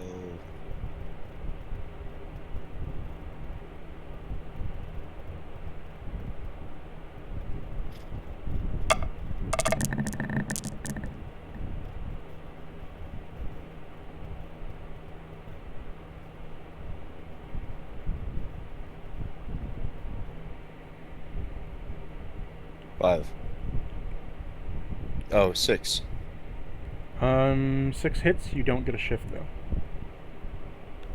It hits and I don't get a shift. Okay. And then I will do the bolt gun.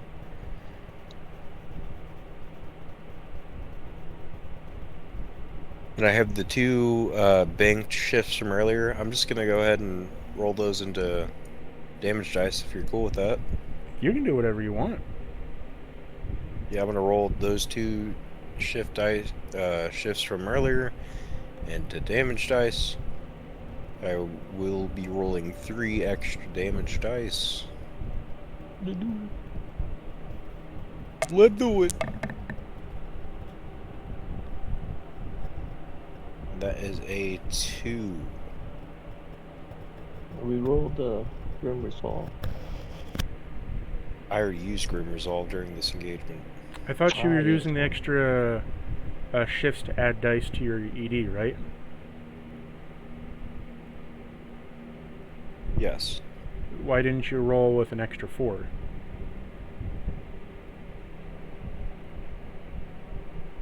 Well, the 2 shifts were 2 extra damage dice, and then with a normal No, roll, one I only shift get a equals plus- 2 damage dice. So it's 4 extra damage dice. So I get 2 more dice. Yeah. Oop. 3. That is a 3. 13 damage. Okay. You killed it, and you over-penetrated to kill this one and hit the one behind it. Yeah.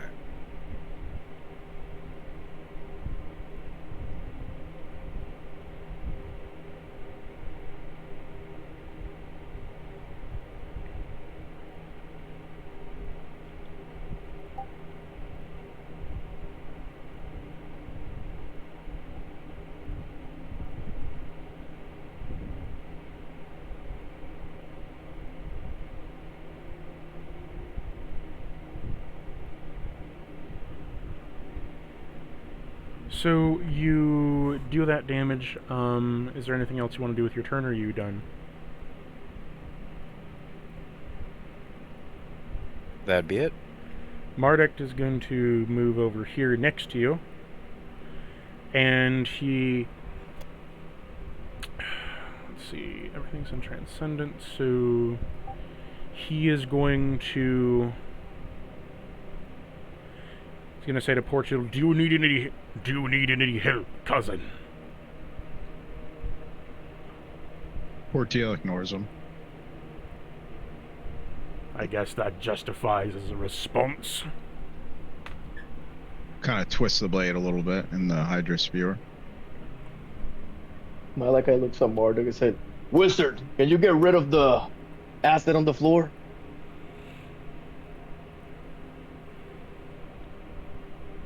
I cannot get rid of what the Xenos Fifth spills upon the floor. I fear that it... Not that I fear. It would be fruitless. It'll keep spitting up endlessly. What I can do is dull your pain. He is going to flick his finger as he switches the regeneration from your body into dull pain.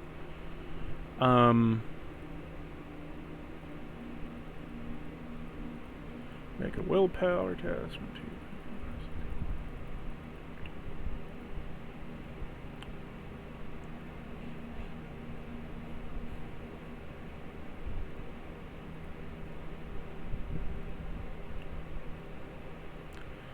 Okay, where is it? He passes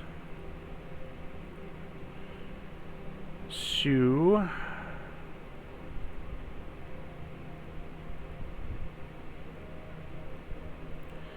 What he does is, after switching the regeneration to dull pain, he resets your resilience back to 0, which will be incurring 1 when it's your turn. So just kind of resetting it. And you can absorb 4 shock. You don't cure 4 shock. When you occur damage, you can... Oh, I can use the shock instead, and I wouldn't get the penalty of being shocked. Well, what this does is this gives you basically a 4 resistant of shock, meaning that on your turn, if you wanted to, say, soak a wound, you're soaking a wound for free, because the wound would go into shock, but it decreases by 1 to 3. Okay. Or if damage occurs to you with effect that inquires shock, it would hit the resistance first, before it hits you.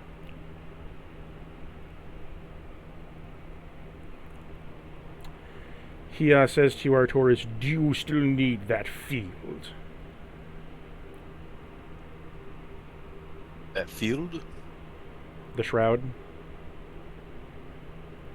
Oh, no, we're in combat. I wasn't really getting much extra damage dice from combat attacks. Brother, lift the veil and focus entirely on aiding them. Very well. He lifts your veil with a snap of his fingers because he's in Transcendent, and he instead switches it over to Malachi to give you Conjure Flame. And I need to then pass another willpower test. 1, 2,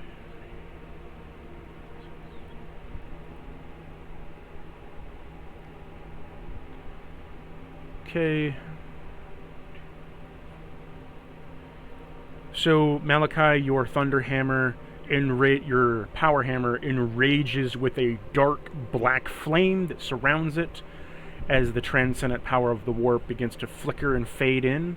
And you can now add a extra 12 ED to your attack rolls with the hammer. Holy shit. Ooh. Aha! The flame comes back. Oh my god, is he becoming Jason Warhammer? No, that's you. Jason Boardhammer. I'm Prince of Persia. You're Jason Warhammer. It is now Malachi's turn. Alright. Malachi, seeing that his hammer's in flames now, he gets excited. Looks at Portiel. Says, oh, he'll handle that. And I'll try to get some wounds removed from me with the Born Survivor real quick.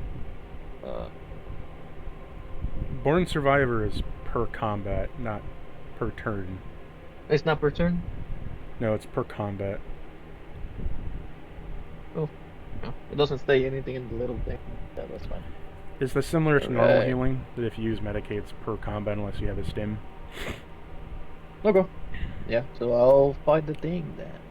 The one on my left. Do you have any wounds remaining? Yeah, I do. I have 7. What I recommend you do, use your bonus action, since you're not going to be using it right now, to soak a wound.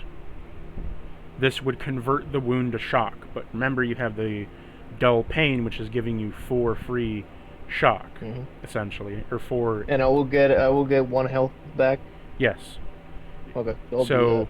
you soak a wound, kind of like bracing yourself as your Astartes genes kind of heal you a bit, and that has now 3 temp shock with one wound removed. Okay. Then I got 3 extra. So I'm gonna hit my weapons skill on the guy on my left. I got a crit.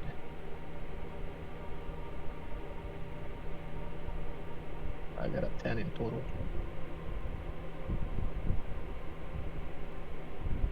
You're about to explode this thing. Bro, with the 12 extra fucking ED.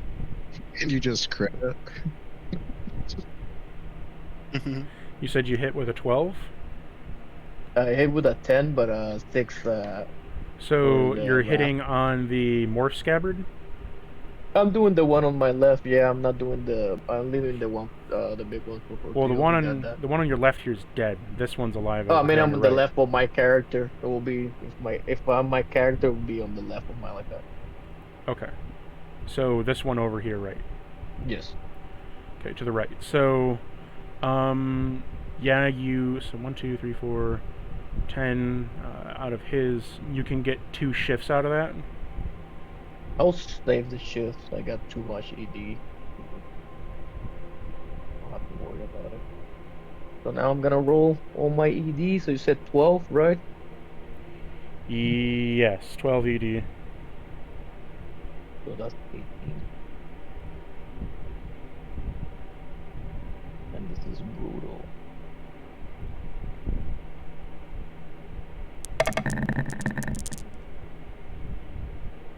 And I got another crit. That thing is fucking dead, bro. So That thing's fucked. Survived somehow.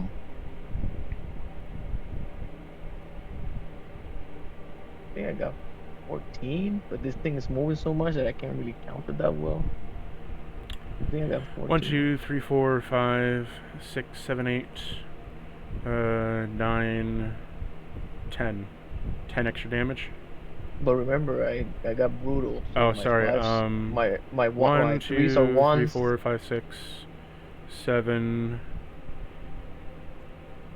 7, 8, 9, 10, 11, 12, 13, 14, 15, 16. 16 extra damage. 16 extra damage. So 34 damage, and it was a crit.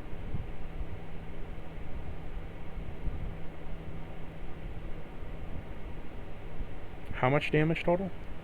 34 extra damage, Jesus. and I got a 6 in my first one, so it's a crit.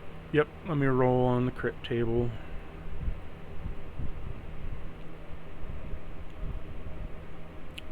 Oh, and also I passed his defenses fully because of the Corbius hammer that you created.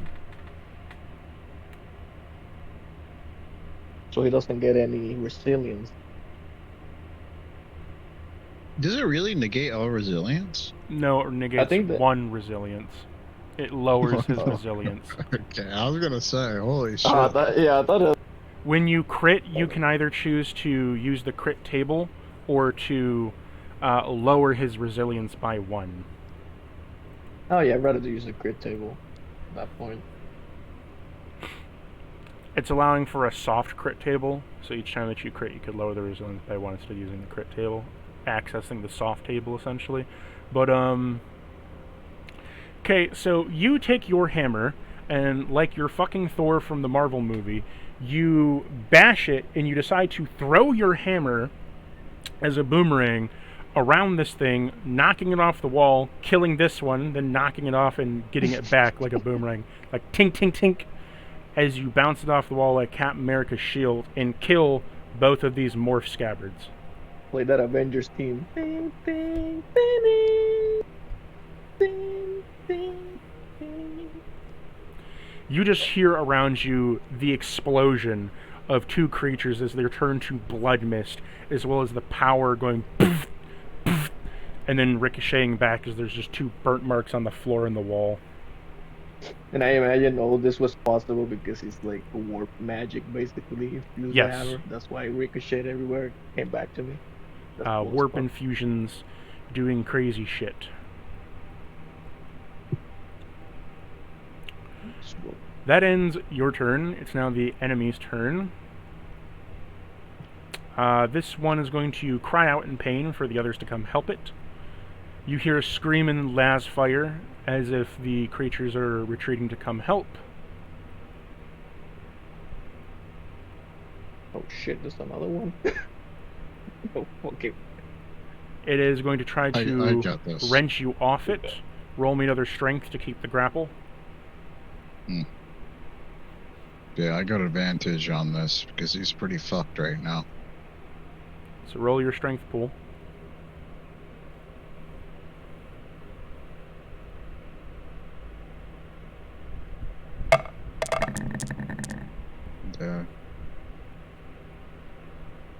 Yeah, I'd like to use my last wrath. You don't to have any reroll more that. wrath. Oh wait, no, you had 3 wrath. I Sorry. have 3, yeah. Yeah, go ahead. Use your wrath to reroll. I forgot. 3. You do not pass to keep staying on him, but you are able to, as you kind of pull your power sword down, you get dismounted as he kind of pushes you off, but you manage to slice through his backside still and deal a little bit of damage, about 10 damage to him after dismounting. It was even better now. You can play them all. With that, this morph scabbard is going to try to hit you. Get some.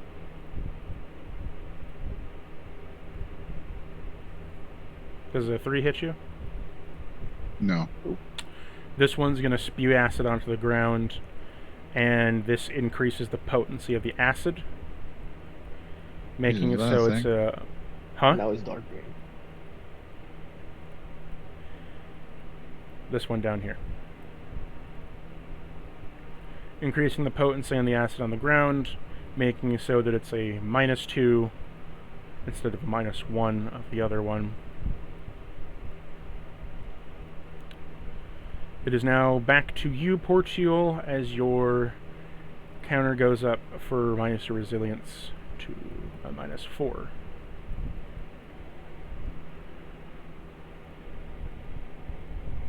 Yeah, alright, let's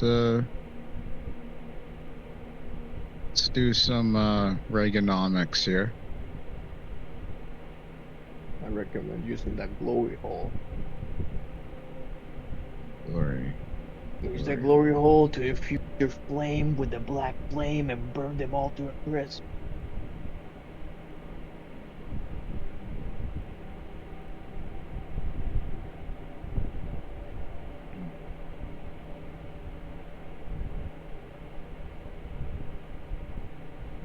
Yeah, can I? Next chance yeah, I get, I'm throwing a crack grenade right next to you. I mean, as far away from you as I can. General vicinity. All right, I think yeah, I am going to use that glory point. Yeah. To what? Use the flame And with the what's the black flame. limit? What's the limit? Okay, so would I be able to, if I spend the glory point? Tell me what you want to do first. Disengage that morph scabbard.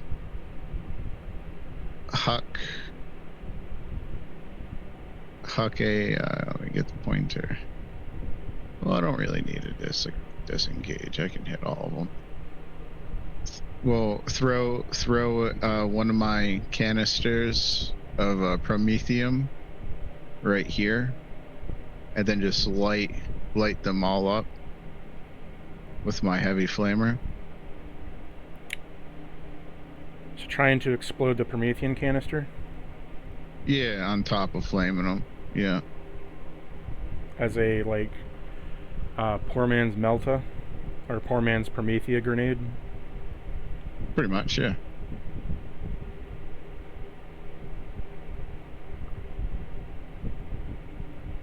Sure. You can spend a glory on that if you want. Let's do it. Would it be to clean like clear them all, or just like to damage them? Well- We'll see. So you spend the point of glory as you manage to Prince of Persia your way by tricking and dodging your way through the attacks, getting up to here. Upon which you chuck your canister, unloading it from your side. You have to spend a reload for that. You chuck it over towards the middle. Now roll your attack to light it up. If you roll high enough, you won't hit Malachi.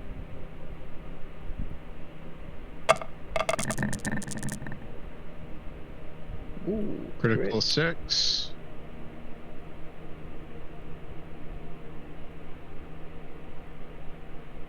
Eight with a critical 6. Okay.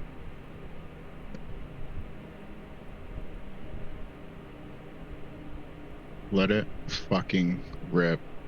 Malachi is good. We'll be fine. You missed him.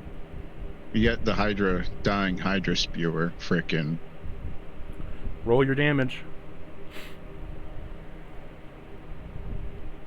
Alright.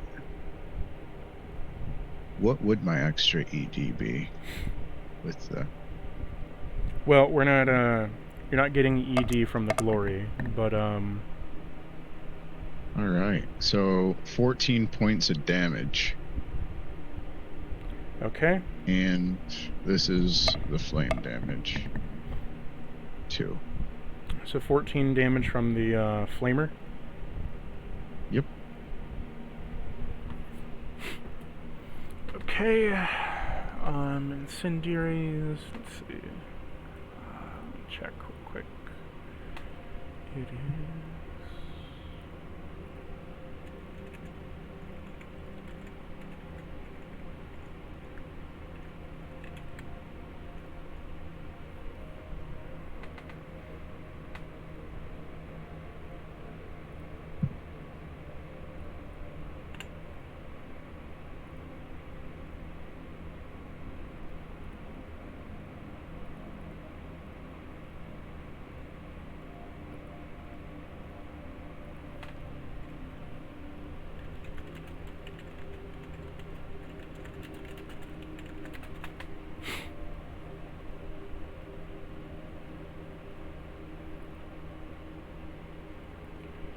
Okay, I'm just looking at it.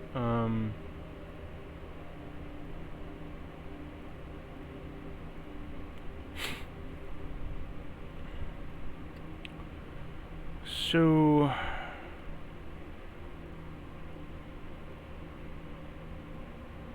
you toss your canister in, you light it on fire as an incendiary grenade, upon which, dealing damage, you said you dealt how much damage? 14. The incendiary grenade explodes. Upon it exploding, you dealt 28 damage to the things in there, as well as the on-fire damage was increased to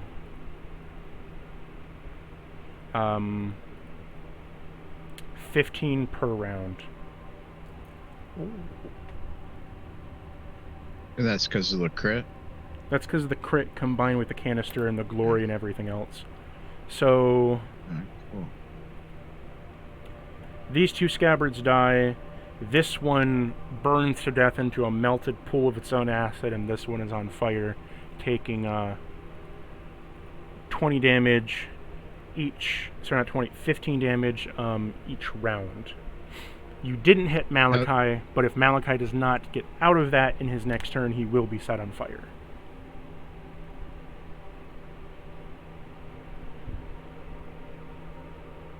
What were you going to say? Oh, nothing. Oh, yeah. I was gonna ask about the acid. What's the fire do to the acid? It's slowly evaporating it away, but it's going to take some time. Okay. Okay, that's my turn. So, it now comes over to Artorius' turn. Yes.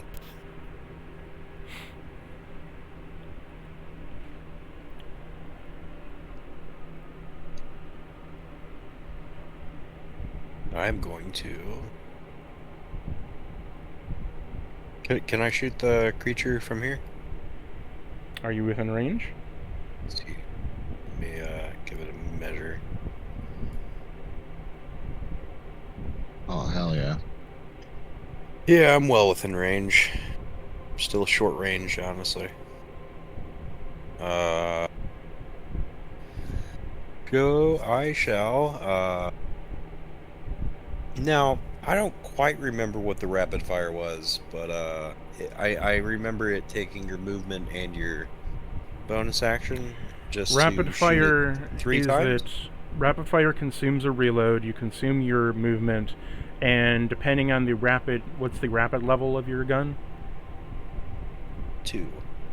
You can make 2 attacks on 2 different targets. So you would make roll 2 attacks on the same target. Yes. Being this character right here. You would just consume your reload, and then you wouldn't be able to move. That would, it's like a whole turn thing. Yeah. And I shall do that standard ballistics check. Or stealth first, or that's basically exiting stealth, right? You can still roll stealth if you want.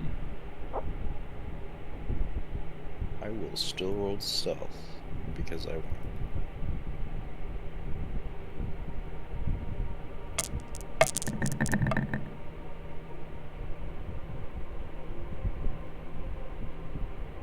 Ah, 1. The fuck? The worst dice roll I've had? Yeah, no, you're out of stealth as you rise up. Okay. Rise up and then decide to unload. Like a badass, he stands up and throws a cardboard box off of him.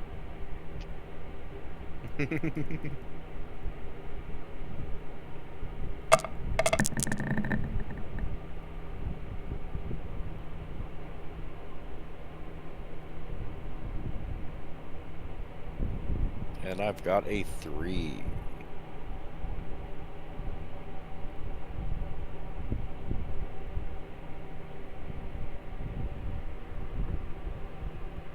Grim resolve that. Did you already use it?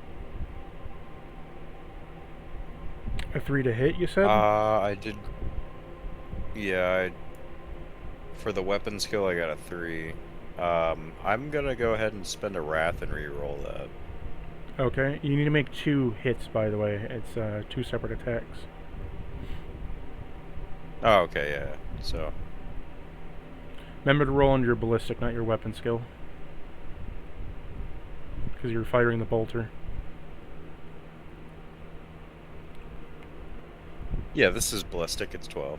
Okay, you just said weapon skill. I was just making sure. I know you probably meant the same thing, but I was just making sure. For sure.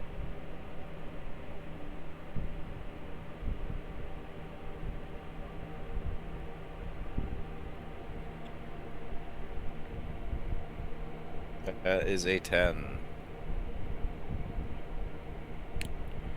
That hits. You can bank 1 shift out of that. Sorry, no, sorry. I'll The thing bank 1 about shift then. rapid is that you couldn't get you can get shifts, Thanks. but you can't put shifts Okay. into damage. So you've gotten a shift out of Okay, I it. can get shifts, I just can't. Yeah, you Okay, can't so I add. just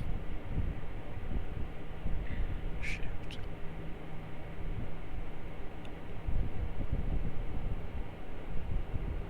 Alright. And then just 1 damage dice a pop in that case. So I guess do I just roll 2 damage dice, like ED?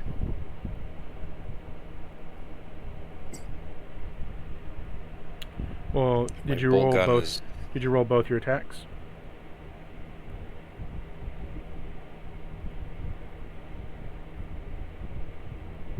Well, I said I wanted to re-roll before you said I had 2 rolls. Yeah. So and roll I, your second weapon I attack. decided, I guess.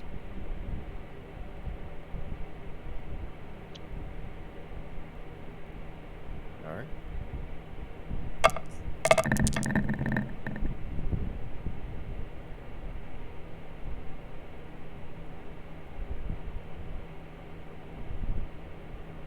That's 11. That also gives you 1 shift. So now roll your ED damage is just 1 big pool for both attacks, and you just tell me the damage. Okay.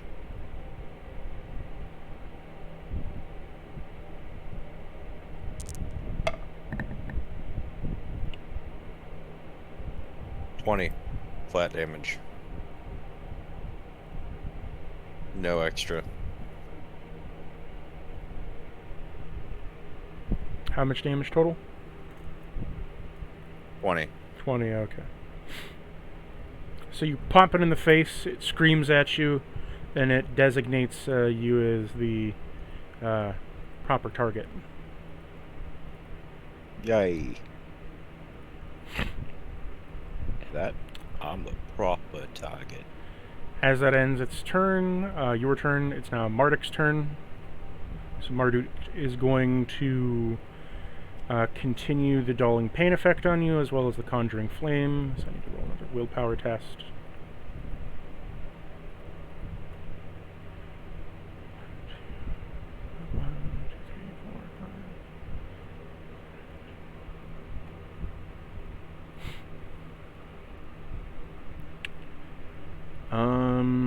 And does 8 pass?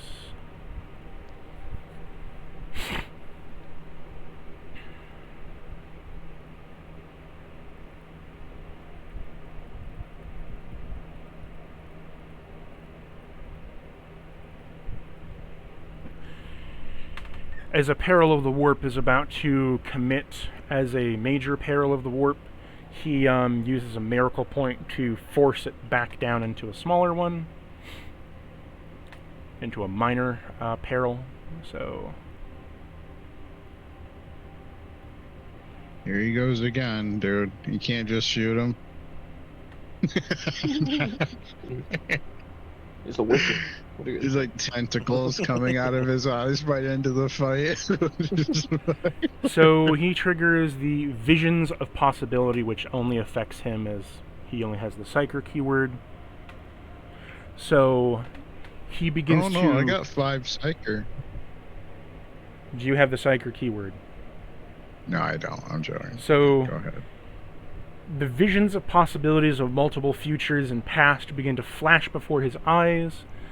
He needs to make an intellect test. So...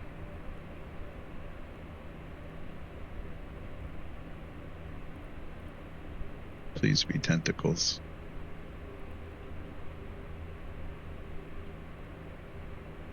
He passes, and he only takes 1 shock for it. He now has a point of exhaustion, or 1 point of fatigue, as he's maxed his shock out.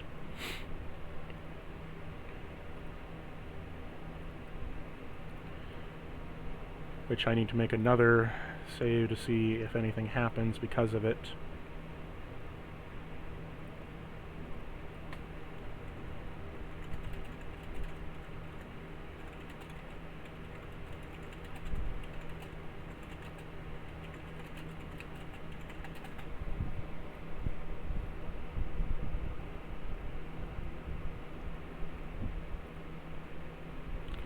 Okay, rolling to see if this becomes a major peril of the warp.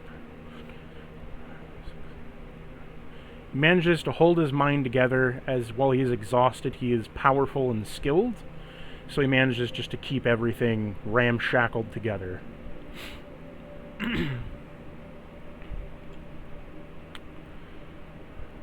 With that stated, he is going to use his staff and fling what appears to be a spirit of fire at the Hydra Spewer.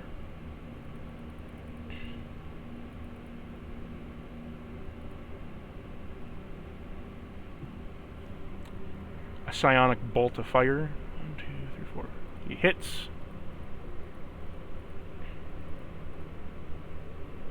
He deals 14 damage.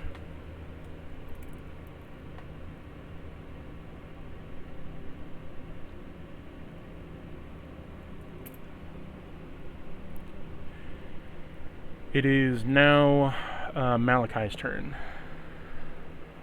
Alright. So Malachi, you can choose to either approach him in the fire with the risk of taking a lot of damage, or you can back out of it right now and take no fire damage. But probably not, because you could use your melee. Yeah, I'll back out for now. And now I'll take aim, get my melt out. Blast him.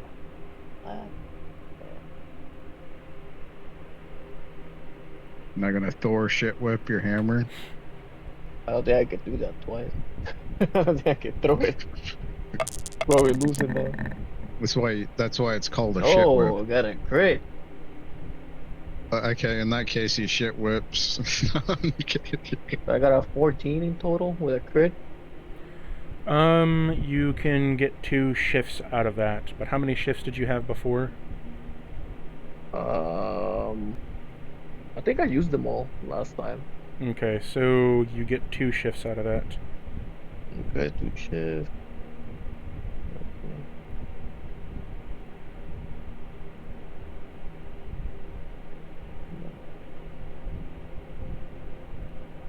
Roll my E.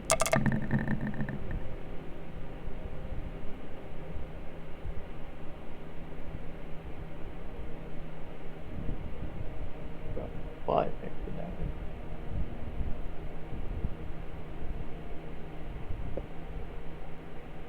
So I got 24. Or 23, my bad. 23 extra damage, minus 6. Okay.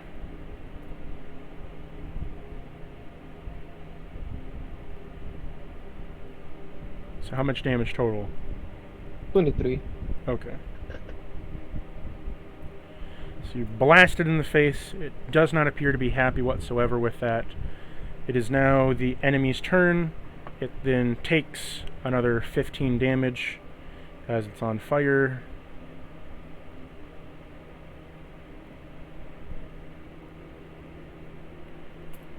It is going to slither up and whack Malachi in the face.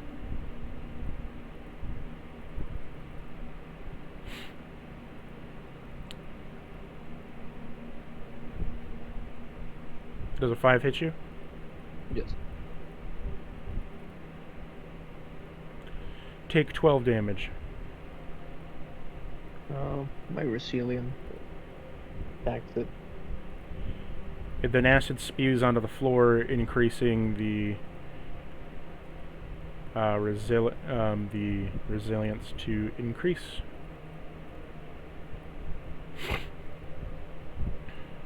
It is now back to your turn, Portiel. Right. I'm looking at this guy. How fucked up is he looking? He's getting close to it, being dead, but he's not quite there yet. Not quite done.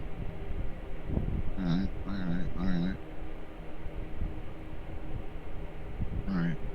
I pick myself crack grenade And I toss it along here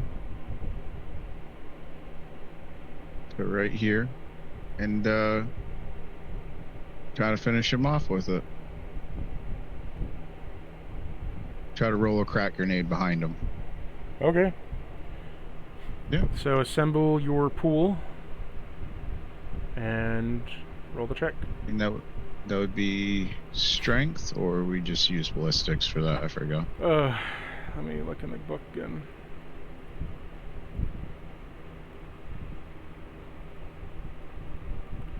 Should also say on your thingy.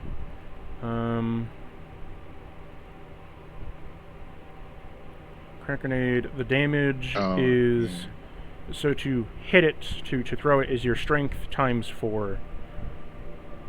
Okay. And that is that Sorry, enhanced or without? Sorry, no. To throw it is your strength pool rating. So you would roll with your pool rating of your strength to hit it, and then the damage is whatever the damage says, which is your. So for you, it might be for Artorias, it's 14 plus 5 ED. But I would need you to roll based off your strength rating. So assemble your strength rating pool and roll to see if you hit. Thrown, it's strength times 4, it says.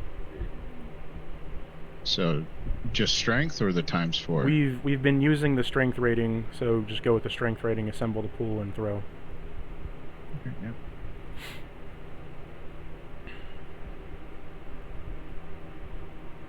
Two.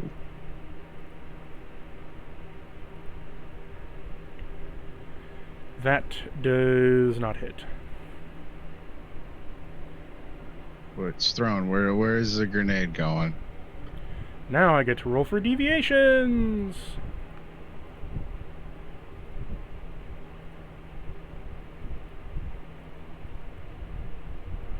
So it was going to be here. And now it's here. So it hits everybody now. Yes. Jesus. Yeah, roll damage. What was it? I believe it's 5 ED. Yeah.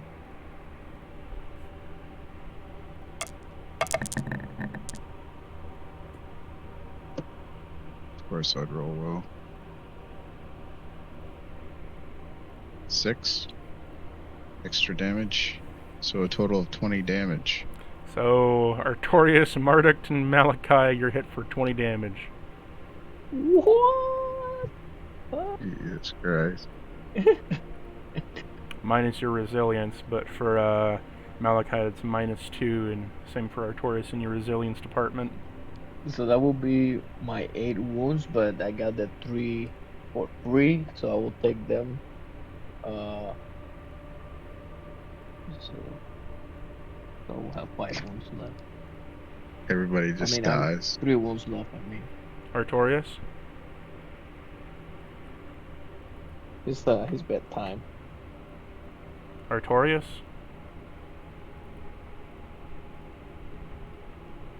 Artorias! Artorias passed out. Did he pass out? Hey.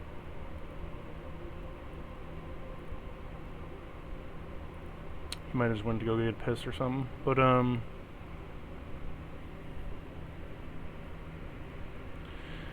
we'll circle back around. Yeah, Marduk already. How's Marduk doing? Fine. He was at full wounds before, and he only took 4 damage. God damn it. He has a 16 resilience, my dude. Damn. How? What's he got going on? What's his voodoo shenanigans? He has a The 10. warp. He has a 10 in toughness. Jesus. After getting his skin ripped off? Not all of it's ripped off. Jesus.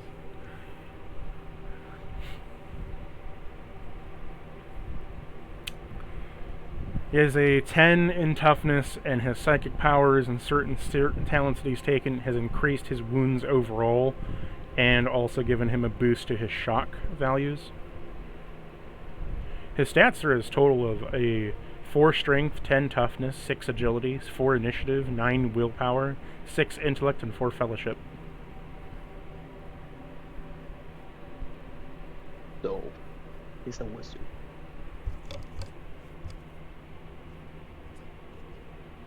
Yeah, I think Artorias is gone, bro.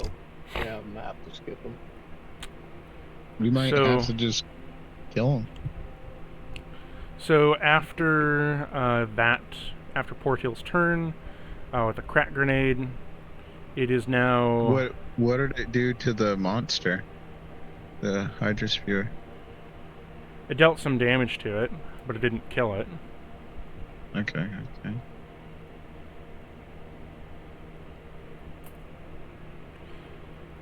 So, we'll skip over Artorias for now.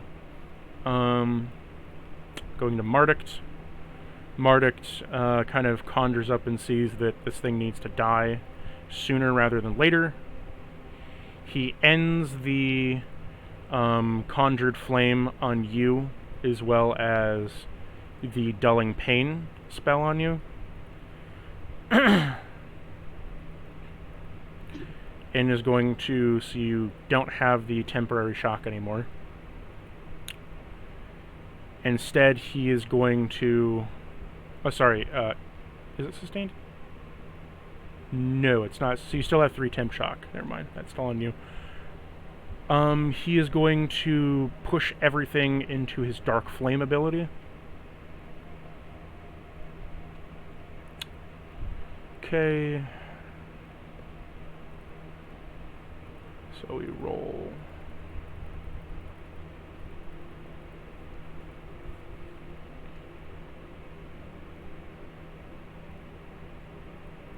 He passes, and he is going to spend the rest of his wrath to increase the damage. So...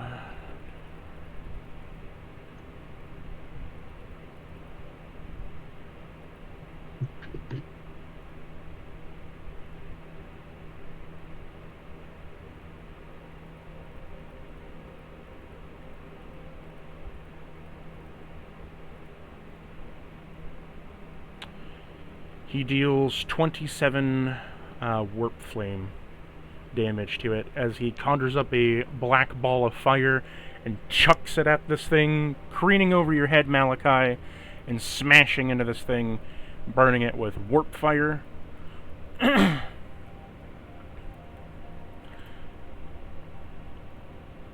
is on death's door, as it is now your turn, Malachi. Alright. So you don't have the extra damage anymore from the conjured flame, Yep. but it is very close to death. Am I within melee range, or do I have to get closer to the flame? You're within melee range. Alright. So I'm gonna hit him with the hammer. No longer has the flame, but still pretty good.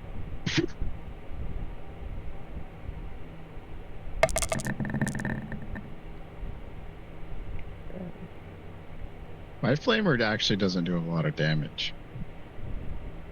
I got a 10. Yeah, but it applies damage over time effects that stack. In an I got area. a 10 in total. A 10 total allows you to get 1 shift. And I'm gonna get it into extra damage. That's 8 die.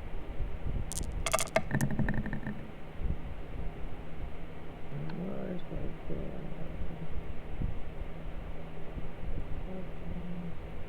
I got 5, I'm gonna reroll 2 of them. Oh, Grim Resolve is only per engagement or per turn? What is only for what? Grim Resolve, Grim like Resolve the is... reroll. Grim Resolve can be used for hitting or damage, but if you've already used it, you've already used it. Okay, so that, yeah, that's fine then. Okay, I got 5 extra damage.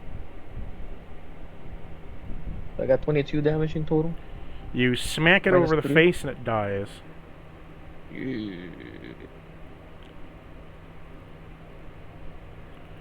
With the battle ending, the fire begins to dissipate, the acid soaks through the concrete and the ground. and the warp begins to de-manifest.